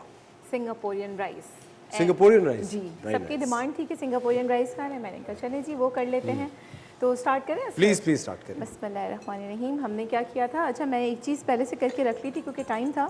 मैंने हरी मिर्च और लहसुन को लंबा लंबा काट के जूलियन कट में उसको मैंने डीप फ्राई कर लिया था, और उसी का जो बचा हुआ ऑयल है मैंने आधा इसमें डाला और आधा इसमें डाला है। हम कर क्या रहे हैं कि ये मैंने लहसुन चॉप कर लिया है, क्योंकि फ्रेश जो चॉप्ड लहसुन होता है ना उसकी खुशबू ही अलग आती है। ठीक है, हम इसके एक्चुअली 4 स्टेप्स होते हैं, ठीक है, सिंगापोरियन राइस का। और सिंगापोरियन राइस बनता भी 2 तरह से है, एक देसी तरीका होता है और एक चाइनीज़ होता है। क्योंकि सिंगापुर में तकरीबन 74% चाइनीज़ रहते हैं, उसके बाद इंडोनेशियंस हैं और इंडियंस हैं। तो जब इंडियंस बनाते हैं सिंगापोरियन राइस तो वो अपना तड़का डाल देते हैं, देसी मसाले, राइस जैसे हमारे यहाँ चाइनीज मिलता है, वो चाइना में भी नहीं मिलता इतना चटपटा चाइनीज। एग्जैक्टली। तो वो जो इंडियंस बनाते हैं वो उसमें क्या करते हैं, ज़ीरा ऐड कर देते हैं, चिकन टिक्का मसाला ऐड करते हैं। बट हम जो आज बना रहे हैं वो चाइनीज़ बेस्ड बना रहे हैं, ठीक है। तो उसी रेसिपी को फॉलो करते हुए इसके 4 जो स्टेप्स थे, फर्स्ट 2 मैंने कर लिए थे। एक तो मैंने आपको टॉपिंग बता दी कि ये रेडी है। चावल जो है मैंने इसमें ये किया था, नमक डाल के उसको मैंने बॉईल कर लिया था। थोड़ा सा मैंने इसके अंदर की खुशबू आ जाए मैंने ये किया था कि 2-3, ज़्यादा नहीं क्योंकि वो फिर बहुत स्ट्रॉन्ग फ्लेवर आ जाएगा, 2-3 लौंगे और 2-3 काली मिर्चें डाल के मैंने इसको बॉईल कर लिया था।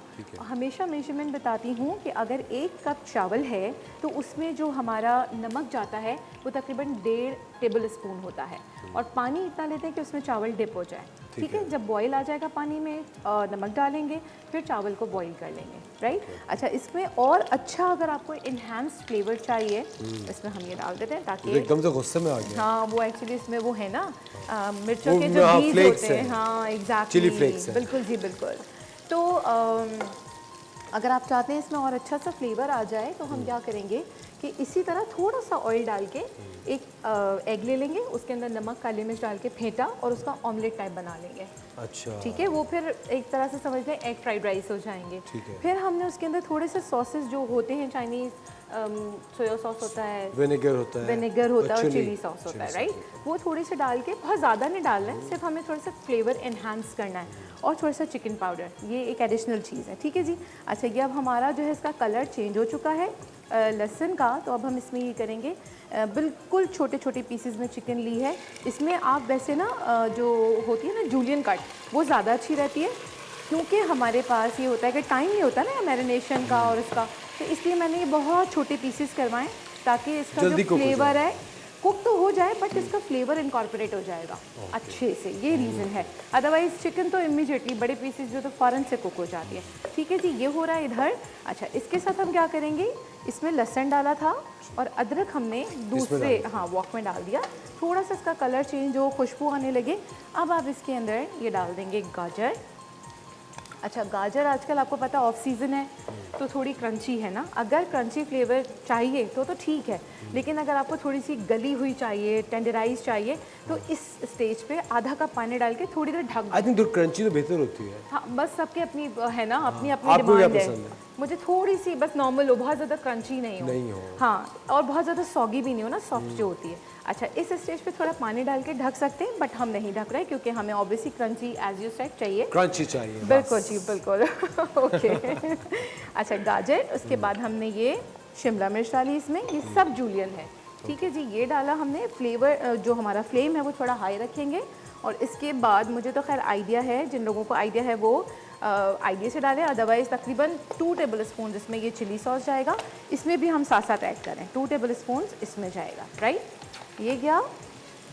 अच्छा जी, उसके बाद हमारा सोया सॉस है, ये भी हमारा 2 टेबल स्पून जाएगा,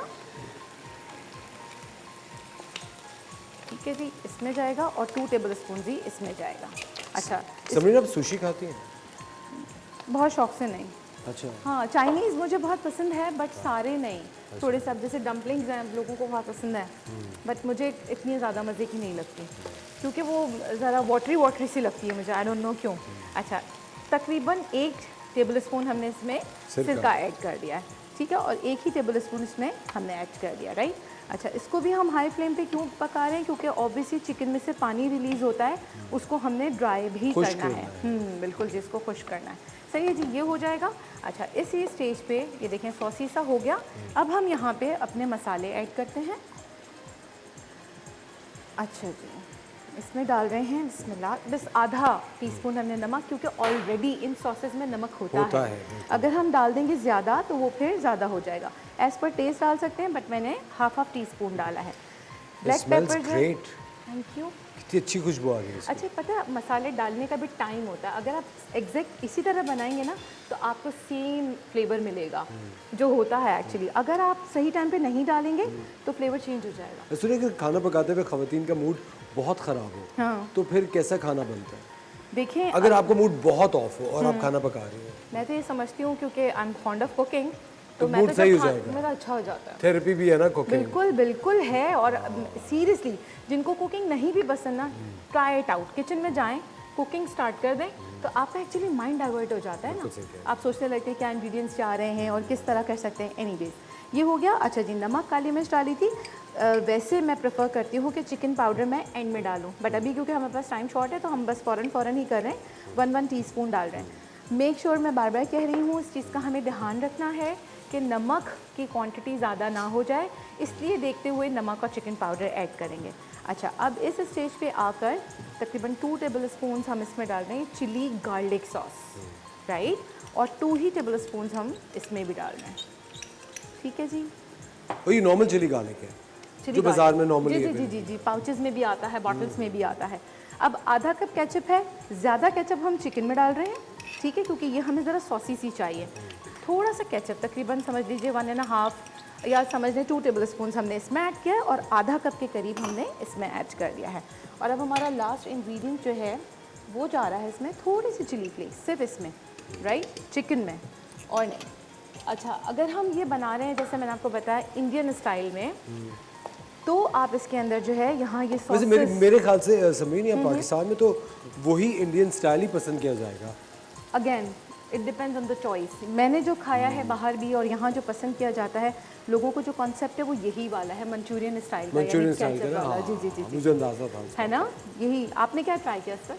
मैंने तो आई थिंक ओरिएंटल में मैंने सब ट्राई किया है, जापानीज, थाई, चाइनीज, कोरियन। अच्छा, हाँ, everything. I love oriental food, मुझे बहुत पसंद है। और ये आपने यहाँ जो ट्राई किया है पाकिस्तान में, मुझे लगता है वो वैसा होता नहीं है। बिल्कुल वही है। वो जब खा रहे होते हैं तो मुझे लगता है कि एक तो पता है, एक वो चीज़ है ना कि अगर किसी को पता ही नहीं सिंगापुरियन राइस क्या होता है, तो आप उसको गुड़ के चावल दे दें कि सिंगापुरियन राइस। Absolutely right. अच्छा, अब जब थोड़ा सा ये कुक हो जाएगा ना, अब हम इस स्टेज पे इसमें ये डाल देंगे कैबेज, ठीक है। इसको ज़रा, क्योंकि ये फ़ौरन से गल जाती है तो हम इसको एंड में डालते हैं। इसी स्टेज पे हम इसमें हरा प्याज भी ऐड कर सकते हैं, राइट। बहुत से लोगों को इसका फ्लेवर नहीं अच्छा लग रहा होता। मुझे भी नहीं अच्छा। हाँ, देखें, लकीली मैंने डाला ही नहीं। अब वैसे मैं सर आपको इतना ज़्यादा कितना उनसे सही बता रही थी, वर्गोस कंफ्यूजन का शिकार होंगे आज। नहीं कि मुझे क्या, मेरा क्या टेस्ट होगा। हाँ, मैं एक्चुअली प्रेफर ये कर रही हूँ। ऑब्वियसली आप you are a kind of जज, राइट, तो आप खा के बताएंगे ना, अगर आपके फेवरेट इंग्रेडिएंट्स होंगे तो ही तो आपको पसंद आएगा, बिल्कुल सही, राइट, वरना आप कहेंगे समीन क्या बनाया। देखिए समीन, मैं आपको एक बात बताऊँ, मुझे ये लगता है कि कभी भी ना कुछ ऐसी चीज़ें होती हैं जो कि आपने कभी ट्राई नहीं की होती खाने में, और आपको लगता है नहीं यार ये तो मैं खा ही नहीं सकता, बिल्कुल, और फिर you know when you test them तो फिर आपको मज़ा आता है। एक और मैं बहुत चीज़ नोटिस करता हूँ समीर, जब भी कभी मुल्क से बाहर जाते हैं, बहुत सारे लोग मुल्क से बाहर जाते हैं, वो बाहर जाके पाकिस्तानी खाना तलाश करते हैं।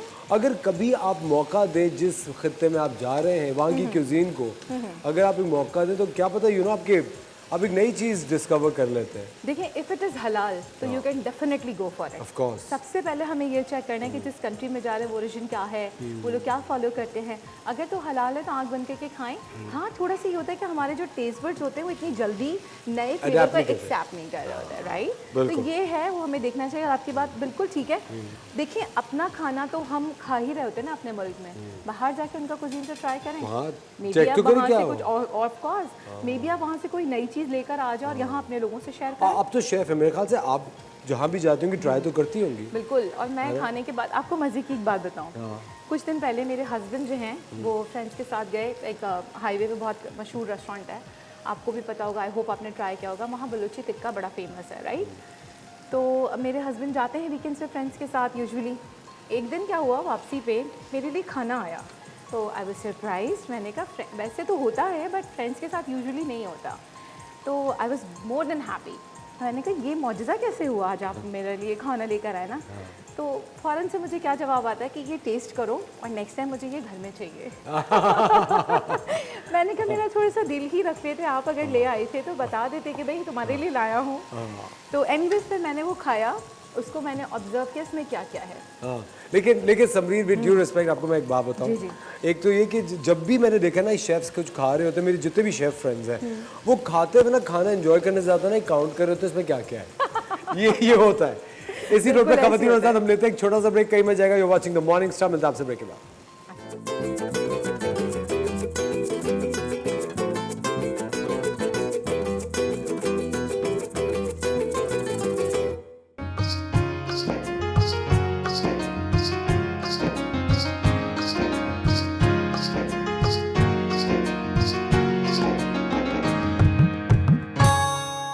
खवातीन और हज़रात, आप देख रहे हैं द मॉर्निंग स्टार। सेगमेंट हुआ जाता है घर सिंगार, आपका फेवरेट, जिसके अंदर हम आपकी मुलाकात कराते हैं और हमारा बहुत साथ देती हैं आप सबकी favourite Qurratulain. Good morning. Good morning, कैसी हैं आप कुरतुलैन? बिल्कुल ठीक। आप कुरतुलैन ने जो काम कर, कुरत, मैं seriously I am a huge fan of your work, not because you my friend, लेकिन मुझे लगता है कि तुम बहुत ज़्यादा क्रिएटिव हो। कभी कभी कुछ ऐसा कुरत कर देती है जो हमने सोचा हुआ भी नहीं होता। प्लीज़ ज़रा मास्टर शॉट तो दिखाएं, हम कहाँ खड़े हुए हैं। ये देखें, ये क्या क्या टेबल बनाई है कुरत, what do you call it? Sideboard? Sideboard है ना ये। प्लीज़ इसका पहले बिफोर एंड आफ्टर दिखाएं ताकि हम फिर इसके बारे में आगे बात करें। चल के पैकेज देखते हैं, ये टेबल तख्लीक कैसे हुई।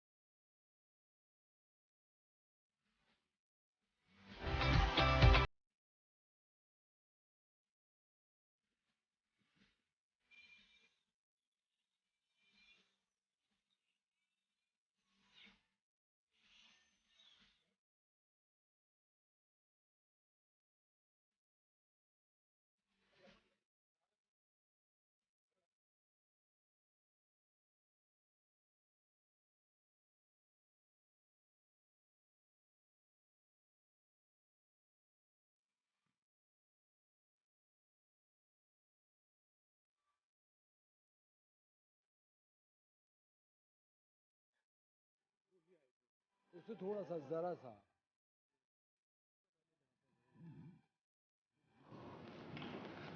वेलकम बैक खवातीन और हज़रात। बताइए होश उड़े आप सबके, क्योंकि हमारे तो होश यहाँ उड़े नहीं उड़े क्या। देखिए एक सिंपल सी साइड बोर्ड थी जिसको इतना ज़बरदस्त रिक्रिएट किया। कुरत कितने दिन में रिक्रिएट हुआ ये? इसमें एटलीस्ट हमें 3 दिन लगे। 3 दिन लगे। 3 दिन लगे। ज़बरदस्त। और कितने बजट में? बजट बताऊं?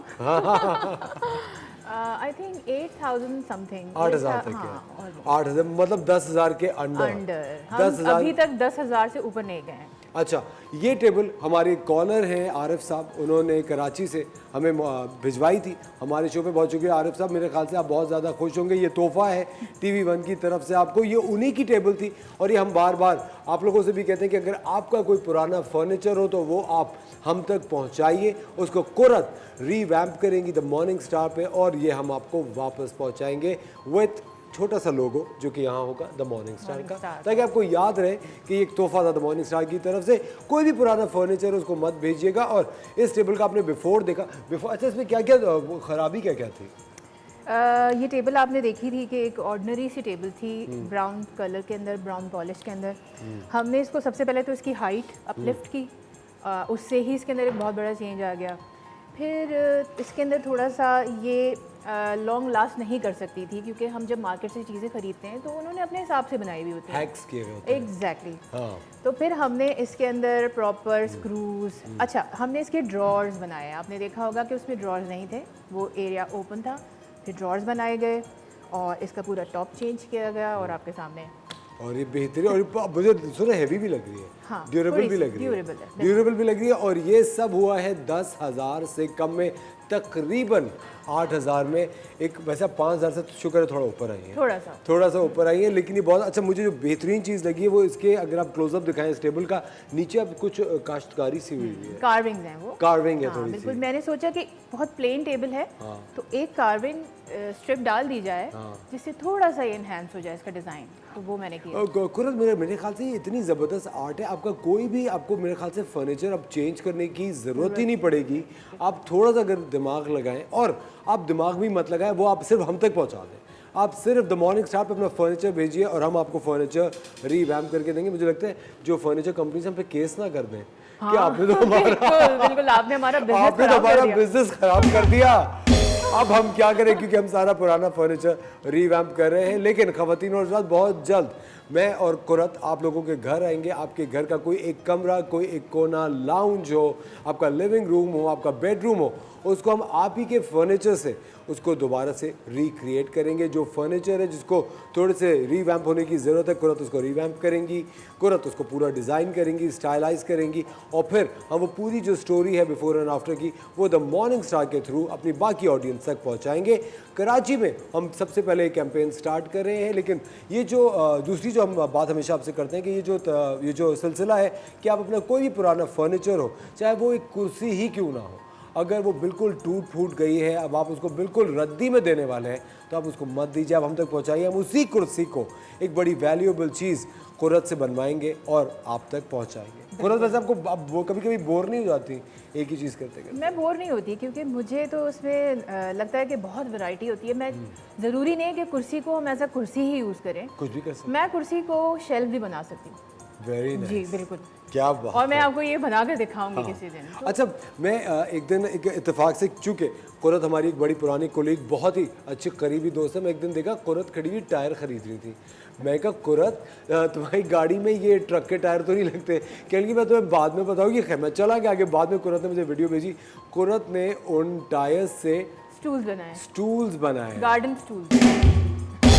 मैं तो हैरान रह गया, वो इतनी खूबसूरत, और लग नहीं रहा कि कैसे वो टायर। वो हम दिखाएंगे, हाँ, नेक्स्ट शो में इंशाल्लाह दिखाएंगे। बहुत जल्द आपको नेक्स्ट शो में दिखाएंगे। But कुरत, thank you very much, बहुत बहुत शुक्रिया। लेकिन ये ऑफर महदूद मुद्दत तक के लिए नहीं है। आप लोग हम तक अपना फर्नीचर पहुँचाइए और हम आपको फर्नीचर रिवैम्प करके देंगे। ख़वातीन और हज़रात, जैसे कि आप लोग जानते हैं, आज जुम्मतुल मुबारक का दिन है, एक बहुत ही मुबारक दिन है। आजकल ऑफकोर्स आप सब लोग जाएंगे, और आजकल हम लोग बहुत ज़्यादा एक मुश्किल मरहले से गुजर रहे हैं। जहाँ तक बात आती है सैलाब ज़दगान की, उनके रिहैबिलिटेशन प्रोसेस की, बहुत सारे लोग हैं जो कि अपनी रोज़मर्रा की ज़िंदगी में बहुत ज़्यादा मुश्किलात से दो चार होते हैं, परेशानी से दो चार होते हैं, ज़ाती मसाइल बहुत होते हैं। तो हम आपकी मुलाकात करा रहे हैं, हम सबके फेवरेट, हमारे बहुत ही अच्छे दोस्त हैं इमरान कल्याणवी साहब हमारे साथ मौजूद हैं। अस्सलाम वालेकुम, कैसे हैं साहब? इमरान साहब आप खैरियत से? और उनके साथ उनकी साहबजादी अफीफ़ा मौजूद है। अस्सलाम वालेकुम अफीफ़ा, कैसी हैं आप? बहुत बहुत शुक्रिया, आपने वक्त निकाला। अच्छा, सबसे पहले तो ये बहुत सारे सवालात हैं कल्याणवी साहब आपके लिए आए हुए, जो कि मैं चाहता हूँ कि हम थोड़े थोड़े करके उनको इनकॉर्पोरेट करें। हमसे सिद्रा ने पूछा है कराची से कि उनकी जो रोज़मर्रा की मामूलियाती ज़िंदगी है वो जारी और सारी रहती है, लेकिन बार बार कोई भी काम करने से पहले दिल दहल सा जाता है, कुछ भी करने से पहले एक डर और खौफ के कैफियत में वो रहती है। एक तो या कवी या मुक्तदिर हो, ये 41 मरतबा हर नमाज के बाद पढ़ के हाथ पे दम करके अपने सीने में फेर लिया करें, दिमाग में फेर लिया करें, और जब वो काम शुरू करना चाहें उस वक्त उसका विर्द रखा करें, या कवी या मुक्तदिर हो। और सुबह शाम 7 मरतबा सूरह कुरैश, वो आमन मिन खौफ है इसके अंदर, तो ये भी पढ़ा करें, इससे इंशाल्लाह डर खौफ की कैफियत उनकी ख़त्म हो जाएगी इंशाल्लाह। लाहौर से सबिया साहिबा ने पूछा है, उनका बेटा है 11 साल का जो कि मुस्तकिल बुरे ख्वाब देख के रात को उठ जाता है। हाँ, तो उसके लिए भी रात को सोने से पहले तो आयतुल कुर्सी 7 मरतबा सूरह फलक और नास ये पढ़ के बच्चे पे दम कर दें फूक में, इंशाल्लाह अल्लाह चाहे वो डरेगा नहीं अल्लाह के फजल से। अच्छा, मुझे आपसे एक बात पूछनी थी अपनी ज़ाती नॉलेज के लिए और ऑफ कोर्स हमारी ऑडियंस को फ़ायदा होगा। क्या ये जो जिन्नात होते हैं क्या ये लोगों पे हावी हो जाते हैं? क्या ये जो होता है कि यार हम किसी दरख्त के नीचे से गुजरे थे या बच्चे पे असर हो गया है, ये जिन का असर है कुछ, क्या ये वाकई ऐसा होता है? हाँ बिल्कुल होता है, ये मखलूक़ात है, हमें नज़र नहीं आती, तो कहीं कहीं ये सेंसिटिव जो बॉडीज़ होती है उसके ऊपर असर कर देते हैं। असर मतलब क्या हर चीज़ होता के हर दरख्त के नीचे नहीं होता, लेकिन ये किसी दरख्त पर ठहराव होता है तो अपना शेडो एक अपना ये असर फेंकते हैं, या सोते में आगे तंग करते हैं, छेड़ते हैं। अगर ख़ास तौर पर बड़े लोग नापाक नजीस रह रहे हैं, बेवजू हैं या तहारत में नहीं है, तो उन चीज़ों पे कभी दबाव डालते हैं। ख़ुद इंसान का जो एक बैकअप होता है जो हमजात कहलाता है, वो वक्तन फ़वक्तन उसके ऊपर प्रेशर डालता है। तो सबके साथ नहीं होता, लेकिन कुछ लोगों के साथ इस तरह के वाक़यात पेश आ सकते हैं और होते हैं। हमजात होता क्या है बेसिकली? हमजात तो वो हर एक के साथ अल्लाह ताला ने इंसान को जब पैदा किया, उसका एक जिन टाइप की एक चीज़ मखलूक होती है जो उसके साथ पैदा होती है और उसी के साथ उसकी डेथ होती है। अच्छा, जब इंसान की डेथ हो जाती है, तदफीन हो जाती है, तो वो 3 दिन तक उसकी कब्र पर रहता है, फिर 3 दिन बाद वो भी मर जाता है। जो जादूगर होते हैं ये होते हैं उसको काबू कर लेते हैं, बस औक़त फिर उससे ही नाजायज़ फ़ायदे उठाते हैं। ये हादसाती तौर पे लोग अगर डेथ हो जाती है तो उसके अंदर कभी भटक जाते हैं, तो वो भी एक जिन ही की टाइप होती है। लेकिन ये अल्लाह ने फरमाया कि हर एक इंसान के साथ ये कुरान में मौजूद उसका जिक्र आता है कि मैं रब्बी औज़ु बिका मिन हमाज़ाति शयातीन औज़ु बिका रब्बी यहज़ुरून। तो ये हमज़ात हर एक के साथ पैदा होते हैं, और बाद शर्री होते हैं, बाद अच्छे होते हैं, लेकिन इसकी हकीकत है अपनी जगह, हकीकत है इस चीज़ की। मुझे एक बात बताएं मुफ्ती साहब के, ये जो लोग कहते हैं कि खुशबू लगा के रात को दरख्त के नीचे से नहीं गुजरना चाहिए, या इसकी मतलब कोई एक ख़ास कोई कंडीशन होती है? हाँ बिल्कुल है, ख़ासतौर पर लड़कियों के लिए खुशबू लगा के बाल खोल के इस तरह सन्नाटे में रहना, दरख्तों के नीचे गुजरना, तन्हाई के साथ गुजरना है। घर में भी अगर मौजूद है तो ज़्यादा खुशबू का इस्तेमाल करना मर्द और औरत दोनों के लिए नुकसानदेह होता है, कि कभी एकदम ये मखलूक अट्रैक्ट करने लग जाती है और या तो बॉडी में इन्फ्लुएंस कर जाती है, घुस जाती है, या ये कि दूर से इनको तंग करती है या कभी कुछ चीज़ें नुकसान पहुँचाती है। लेकिन ये इस तरह एहतियात करनी चाहिए, ख़ास तौर पे नौउम्र लड़कियों को अकेले में रात में तन्हाई में जाने में बाल खोल के बड़े उसके मनफी असरात पड़ जाते हैं, कभी कभी ज़िंदगी बिल्कुल दाव पे लग जाती है। तो इनसे महफूज कैसे रहना चाहिए? महफूज रहने का वही है कि इंसान एक तो पाक साफ़ रहे, बावजूद रहे, और लड़कियाँ ख़ास तौर पर अपने बाल ढक के रखें। घर के अंदर से बात अलग है, लेकिन घर से जब बाहर निकलें, ख़ास तौर पर छत वत पर अगर तनहा जा रही हैं तो उसमें बहुत एहतियात करने की ज़रूरत है। वो तो तन्हाई में जाए नहीं, लेकिन अगर तनहा जा रही हैं तो आयतुल कुर्सी वगैरह पढ़ के जाएँ और सरवर ढक के जाएँ, खुशबू लगा के न जाएँ। जी, और आयतुल कुर्सी का मेरे ख्याल से विर्द आयतुल कुर्सी का विर्द तो बेस्ट है, जहाँ उसका रखना चाहिए बिल्कुल। जहाँ अच्छा, मुफ्ती साहब भी बहुत सारे लोग कहते हैं कि अगर एक ही चीज़ बार बार पढ़ते रहो तो उसके मुवक्किल आपके उसमें हो जाते हैं। कसरत से अगर किसी चीज़ का विर्द किया जाए तो कोई दुनियावी वर्ड भी क्यों ना हो, तो ये तो ज़ाहिर है कि हर चीज़ में, लफ्ज़ में, इंसान के एक्शन में, हर चीज़ में, जो भी चीज़ दुनिया में ना उसकी केमिस्ट्री अल्लाह ने रखी है, तो उसकी एक एनर्जी होती है, तो उसको ज़्यादा अटैच करने से उसके असरात होते हैं। इवन कि अगर इंसान एक पत्थर को लेकर शुरू हो जाए, उससे कुछ अपनी उम्मीदें लगाना, तो कहीं ना कहीं उसके अंदर भी अल्लाह ने एनर्जी रखी है, इंसान की चीज़ पूरी होती है, इंसान समझता है शायद ये पत्थर कर रहा है। तो इसलिए जो भी आयात वगैरह हैं उसका बहुत ज़्यादा कसीर विर्द करना ये नुकसानदेह भी हो जाता है, और उसकी चीज़ें वो मौकिल इसके साथ अटैच होकर नुकसान पहुँचाने का ख़तरा हो जाता है। अच्छा, ये एक बड़ा इंटरेस्टिंग सवाल है। अलमास साहिबा ने हमसे पूछा, उनकी बेटी है फिरोज़ा, और अभी देखिए दोनों आई थिंक पत्थरों के नाम है, फिरोज़ा तो एक पत्थर का नाम है। उन्होंने कहा कि क्या पत्थर पहनने से किस्मतें बदल जाती हैं? मैंने अभी मिसाल दी ना कि अगर बिलीव होगा तो आप किसी चीज़ पे बिलीव रख लें, तो अल्लाह पाक ने हर चीज़ का रखा है इंसान के दिमाग से ताल्लुक़, लेकिन इस्लाम ने इस चीज़ को डिस्करेज किया है कि पत्थरों पे बिलीव ना रखा जाए कि ये पत्थर से, स्टार से हमारी किस्मतें बदल जाती हैं। शौकिया अगर ख़वातीन पहनी है तो ठीक है, उनकी लिए इजाज़त है, लेकिन फ़िरोज़ा पत्थर उलमा इकराम हमारे पसंद नहीं फरमाते कि वो चूँकि हज़रत सैयदना उमर इब्न ख़त्ताब रज़ियल्लाहु ताला अन्हु के जो कातिल है फ़िरोज़ मजूसी, उसके नाम से मौसूम है, तो फ़ी नफ़सी जायज़ है, लेकिन उसको डिसलाइक करते हैं कि अगर अवॉइड किया जाए, ना पहना जाए तो बेहतर है। बाकी और पत्थर जितने भी हैं मर्द के लिए, औरत के लिए, वो सिर्फ वैसे ही पहनना तो जायज़ है, लेकिन उसमें बिलीव रखना।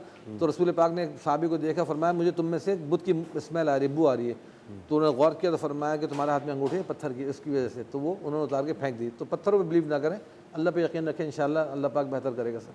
ख़वातीन और हज़रात, ये बड़ी पते की बात मुफ्ती साहब ने भी आप सबको बताई है। और ये ऑफ कोर्स बहुत सारे लोग हैं जो कि ख़दशात में अपनी ज़िंदगी गुजार रहे होते हैं। बेहतर है कि हमेशा कभी तबीयत की तरफ से अगर आप परेशान हो या कोई दीनी बात जानना चाहते हो, तो जो इस साइंस में अबूर हासिल रखते हैं उनकी निगरानी में आप अपनी ज़िंदगी गुजारी तो ज़िंदगी आसान भी होगी, बेहतर भी होगी।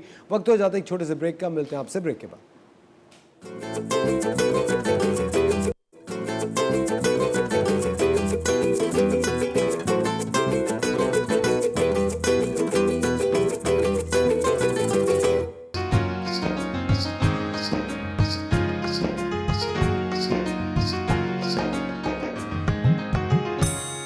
वेलकम बैक ख़वातीन और हज़रात, आप देख रहे हैं द मॉर्निंग स्टार और चलते हैं समरीन जुनैद की जानिब। क्या समरीन तैयार हो गया खाना? जी बिल्कुल हो गया, और ऑलमोस्ट ठंडा भी होने वाला है, बस आपका वेट कर रहे थे। अच्छा जी, हमने ये किया था क्योंकि मैंने सोचा कि चलें डिश आउट कर लेते हैं। मैं वर्बली बता दूंगी, सारी चीज़ें तो ऑलमोस्ट हो ही गई थी। हमने यहाँ पे मैं रीकैप कर देती हूँ थोड़ा सा। चावल बॉईल किए थे। चावल में अगर आपको थोड़ा सा चाहिए कि देसी उसमें जायका चाहिए तो आप उसके अंदर थोड़ी सी लौंग और काले में जो खड़ा गरम मसाला कहलाता है उसको डाल के बॉईल कीजिए। और अगर आपको चाहिए कॉन्टिनेंटल या चाइनीज़ फ्लेवर चाहिए तो आप सिर्फ नमक के साथ उसको उबाल लें चावलों को। फिर थोड़ा सा ऑयल के अंदर एक एग ले लें, उसके अंदर नमक काली मिर्च डाल के उसका ऑमलेट बनाएं, उसी में चावल ऐड कर दें थोड़े से सॉसेस के साथ, सोया सॉस और चिली सॉस डाल के मिक्स कर लें, साइड पे रख दें। ठीक है जी, ये चावल हो गए। उसके बाद हमने स्पेगेटी, सबको बॉईल करना आती है, लेकिन बहुत से लोग जब बॉईल कर रहे होते हैं तो क्या करते हैं कि पानी के अंदर ही ऑयल डाल देते हैं नमक के साथ। ऐसा ना कीजिए, आपका ऑयल भी ज़ाया होता है और स्पेगेटी फिर भी स्टिकी सी रहती है। आप सिर्फ नमक के पानी में उसको बॉईल करें। जब आप उसको छानने के बाद फिर आप ऑयल डालें, आपका ऑयल कम भी लगेगा और स्पेगेटी आपकी फैली फैली और बिखरी बिखरी रहेगी। ठीक है जी, ये 2 स्टेप्स हो गए। अब हमने क्या किया, नीचे हमने डाले हैं चावल। कोशिश करें इसकी सर्विंग ट्रांसपेरेंट डिश में करें ताकि आपकी जो लेयर्स हैं वो नज़र आएँ, जैसे मैंने की है। नीचे आपने फर्स्ट लेयर लगाई चावल की। चावल के बाद फिर आपने क्या किया, जो हमने यहाँ पर बनाया था चाउमीन कह सकते हैं हमसे, कि चाउमीन जो हमने बनाया था, हमने ऑयल में अदरक डाला था, उसको थोड़ा सा हमने गोल्डन किया। फिर हमारी जितनी सब्जियां थी, गाजर, शिमला मिर्च, फूल गोभी नहीं थी, बंद गोभी थी, एंड देन उसके साथ हमारे पास अगर आपको पसंद है तो स्प्रिंग अनियन डाल दें, यानी कि हरा प्याज। उसको भूनें, उसके साथ sauces, soya sauce, chilli sauce, सिरका और फिर मसाले, नमक, काली मिर्च और चिकन पाउडर, ये डाल के उसको हमने अच्छी तरह सौते किया हाई फ्लेम पे। हमें जो है चूल्हे की आंच बहुत तेज़ रखनी है। ठीक है जी।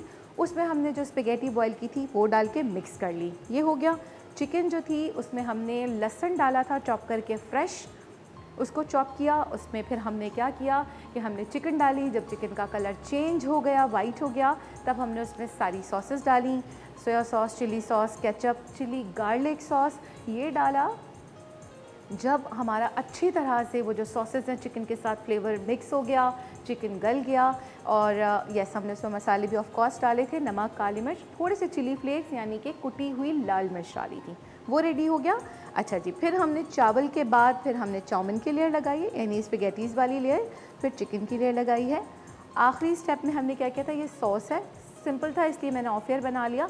केचप और मायोनीज़ ये आप इक्वल क्वांटिटी में लेंगे, अगर आधा आधा कप है तो दोनों आधा आधा कप, और जितनी क्वांटिटी में केचप और मायो है उसकी आधी क्वांटिटी में आप चिली गार्लिक सॉस लेंगे, वो डालेंगे। अगर आपको डाउट है कि ये बच जाएगा तो वेस्ट ना करें, इसके अंदर थोड़ा सा सिरका ऐड कर दें।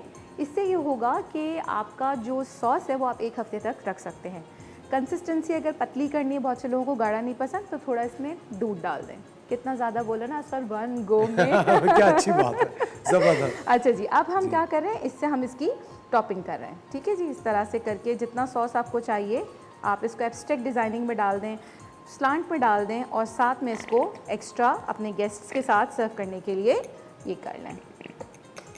ठीक है जी, ये सॉस बहुत मज़े की होती है। थोड़ी सी आप देखिए, हालांकि अभी भी इतनी गाढ़ी है, बट मैंने इसको पतला किया है, थोड़ा सा डाइल्यूट किया है दूध डालकर, राइट। ये हो गया। और अब हम इसकी टॉपिंग पे ये हमने क्या किया, वाह खूबसूरत, ये आपने समरीन लाइव सिखाना है किसी दिन, चुकंदर के फूल बनाना। बिल्कुल जी। और आखिर में ये हमने क्या किया है, कि शुरू में बताया था मैंने कि हरी मिर्च और लहसुन जो हमने फ्राई किया था, हमने थोड़ा ब्राउन करना है ताकि क्रंची सा फ्लेवर आए, ये आपने इसके ऊपर डाल देना है। तो ये बन गए जी हमारे western style, continental style Singaporean rice. Thank you very much Samreen, Most welcome. बहुत बहुत शुक्रिया, lovely having you on the show. ख़वातीन और हज़रात, अब मुफ्ती साहब की तरफ चलते हैं। अफीफ़ा, आपसे मेरा एक सवाल है, जिस तरह बहुत सारी माएँ होती हैं, बहनें, ख़वातीन होती हैं, घर में जब उनके बच्चे या मर्द साथ बाहर जाते हैं, आपको पता है ज़िंदगी मौत अल्लाह ताला के हाथ में है, भरोसा किसी चीज़ का होता नहीं। वो हादसात से बचने के लिए, घर में बरकत के लिए कौन सी वज़ाइफ हैं जो कि पढ़ सकते हैं? बिस्मिल्लाहिर्रहमानिर्रहीम। अच्छा, ये वज़ाइफ और दुआएं जो है ना, ये तो अपनी डेली रूटीन में शामिल कर लेनी चाहिए। बाहर निकलते हुए, चलते फिरते हर वक्त इनका विर्द लाजमी रखना चाहिए। और जो बेहतरीन दुआ है, एक तो सूरह अल-माइदा की आयत नंबर 67, वल्लाहु यासिमुका मिनन्नास, इसका विर्द रखें मुस्तकिल घर से बाहर निकलते वक्त, सोते वक्त। और दूसरी एक बहुत प्यारी दुआ है, बहुत इजी, जो कि हमारे मतलब मेरे वालिद साहब भी बहुत सारे शोज़ में बता चुके हैं, वो है बिस्मिल्लाहि अला दीनी व नफ्सी व वलदी व अहली व माली। उसमें आपके अहल व अयाल, आपका माल, हर चीज़ शामिल हो गई। तो ये दुआएं डेली रूटीन में शामिल करेंगे तो आप खुद देखेंगे कि जो डिफरेंस आएगा, इवन आपकी एक प्रोटेक्शन शील्ड बन जाएगी कि कोई अगर खुदा ना खास्ता कोई बला या कोई आफत ऐसी आ भी जाती है तो ऐसे टल जाती है कि आप सोचते रह जाते हो कि ये कैसे हो गया, इस मुसीबत से मैं कैसे बाहर आ गया। तो इसको शामिल कर लें। और फ़र्ज़ नमाज के बाद तो लाजमी जो है ये अल्लाहुम्मा इन्नी अऊज़ु बिका मिन ज़वाली निअमतिका व तहव्वुली आफ़ियतिका व फुजाअति निक़मतिका, ये भी बहुत प्यारी दुआ है। अगर इसको भी पढ़ लें तो बहुत आप डिफरेंस देखेंगे अपनी ज़िंदगी में। अच्छा, मुफ्ती साहब, शमा ने हमें इस्लामाबाद से मैसेज किया, उनकी शादी को 13 साल हो गए हैं, 14वें साल में वो अपने हस्बैंड के साथ अलहदा अपने घर शिफ्ट हुई है। जब से शिफ्ट हुई हैं तकरीबन साल डेढ़ हो गया है, तबीयत ठीक नहीं रहती। अभी हमारे ऑफिस में बात चल रही है कि बहुत सारी जगहें कभी सूट कर जाती हैं, कभी नहीं करती, तो बसाओं का जगहों का मामला भी होते हैं केमिस्ट्री मैच करने की। तो बहरहाल अगर वो परेशान ना हो, उस घर के अंदर 7 बार सूरह मुज़म्मिल, 7 बार आयतल कुर्सी, 7 बार सूरह फलक और नास और सूरह फातिहा, ये पढ़ के पानी में दम कर लें, पानी का स्प्रे कर लें या गर्म पतीले में दम करके उसमें फूँक दें, उसकी स्टीम पूरे घर में दें, ख़ुद भी स्टीम लें, ये रेगुलर कम से कम 1 हफ़्ते तक कर लें। उससे इफ़ाक़ा हो तो फिर 2 हफ़्ते इसको बढ़ा दें, तो इंशाल्लाह घर में भी जो अगर किसी किस्म के कोई मनफी असरात होंगे ख़त्म होंगे और ख़ुद इनके फ़िज़िकली जो महसूस करें वो फ्रेश हो जाएंगे, सेट हो जाएंगे इंशाल्लाह।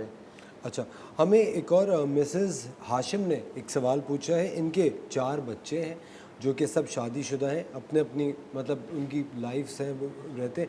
एकदम से घर में यासूयत और एक वीरानी सी आ गई है। जी, इसके भी कोई ना कोई साइड इफ़ेक्ट इस तरह हमारे किसी अमाल के होते हैं जिसकी वजह से चीज़ें आती हैं। गौर करें कि कौन सी ऐसी चीज़ हो रही है कि जिसकी वजह से घर के अंदर बेरौनकी आ रही है। तो बहरहाल उसमें रसूल करीम सल्लल्लाहु अलैहि वसल्लम ने फरमाया कि घरों को कब्रस्तान न बनाओ। तो बेहतरीन तरीका आपने बताया कि नफिल नमाज़ें, सुन्नत नमाज़ें घर में अदा की जाएँ। एक तो इसका अहतमाम करें कि नफिल नमाज़ें घर में कसरत से पढ़ी जाएँ। दूसरा ये कि कुरान करीम की तिलावत खुद करें। एक तो हम रिकॉर्डिंग लगा देते हैं, ठीक है, टीवी पे लगा देते हैं या बरकत उसकी भी हासिल होती है नहीं, लेकिन एक लाइव जो पढ़ने का इंसान का वो अल्लाह की तरफ से मामला होता है, वो एक अलहदा है। और तीसरी बात हुई जो अमल उनको बताया मैंने कि इस तरह सूरह मुज़म्मिल 7 बार, आयतल कुर्सी 7 बार, सूरह फातिहा 7 बार और सूरह फलक और नास 7 बार पढ़ के पानी में दम करके इसका घर में छीटा दे, तो इंशाल्लाह घर में ये चीज़ें ख़त्म होंगी। अच्छा, मुझसे एक बात और कि जो कुरान शरीफ बहुत सारे लोग हैं वो थोड़ा सा दबी हुई आवाज़ में पढ़ रहे होते हैं या उस तरह हिज्जे करके खुद ही दिल में भी पढ़ रहे होते हैं, वो सही तरीका क्या है पढ़ने का, खासकर इनके लिए? क्या आवाज़ बुलंद पढ़ना चाहिए? हाँ, जिनकी तिलावत और तजवीज़ अच्छी हो तो थोड़ा सा आवाज़ बुलंद पढ़ें, लेकिन अगर जहाँ कोई डिस्टर्ब हो रहा है हमारी तिलावत से, तो उसमें हमें हुक्म है कि सिर्फ ऐसा करें हमारी ज़बान हिल रही हो और होंठ हिल रहे हो, बाकी आस पास कोई सो रहा है या कोई काम में मशगूल है तो उसको हमारी वजह से गुनाह ना मिले, तो उसमें एहतियात करनी चाहिए। बेशक। ख़वातीन और हज़रात, आप जिस तरह जानते हैं कि पाकिस्तान में सैलाब ज़दगान की तादाद बढ़ती चली जा रही है, पूरा मुल्क 75% मुल्क आपका अफेक्ट हो चुका है। मैं दरख्वास्त करता हूँ मुफ्ती साहब से कि हमारे मुल्क पाकिस्तान के लिए, आप सब के लिए, हम सब इस पूरी खलकत के लिए दुआ खैर करें। अल्हम्दुलिल्लाह रब्बिल आलमीन वस्सलातु वस्सलामु अला रसूलिही सय्यिदिना मुहम्मद व आलिहि वसहबिहि अजमईन।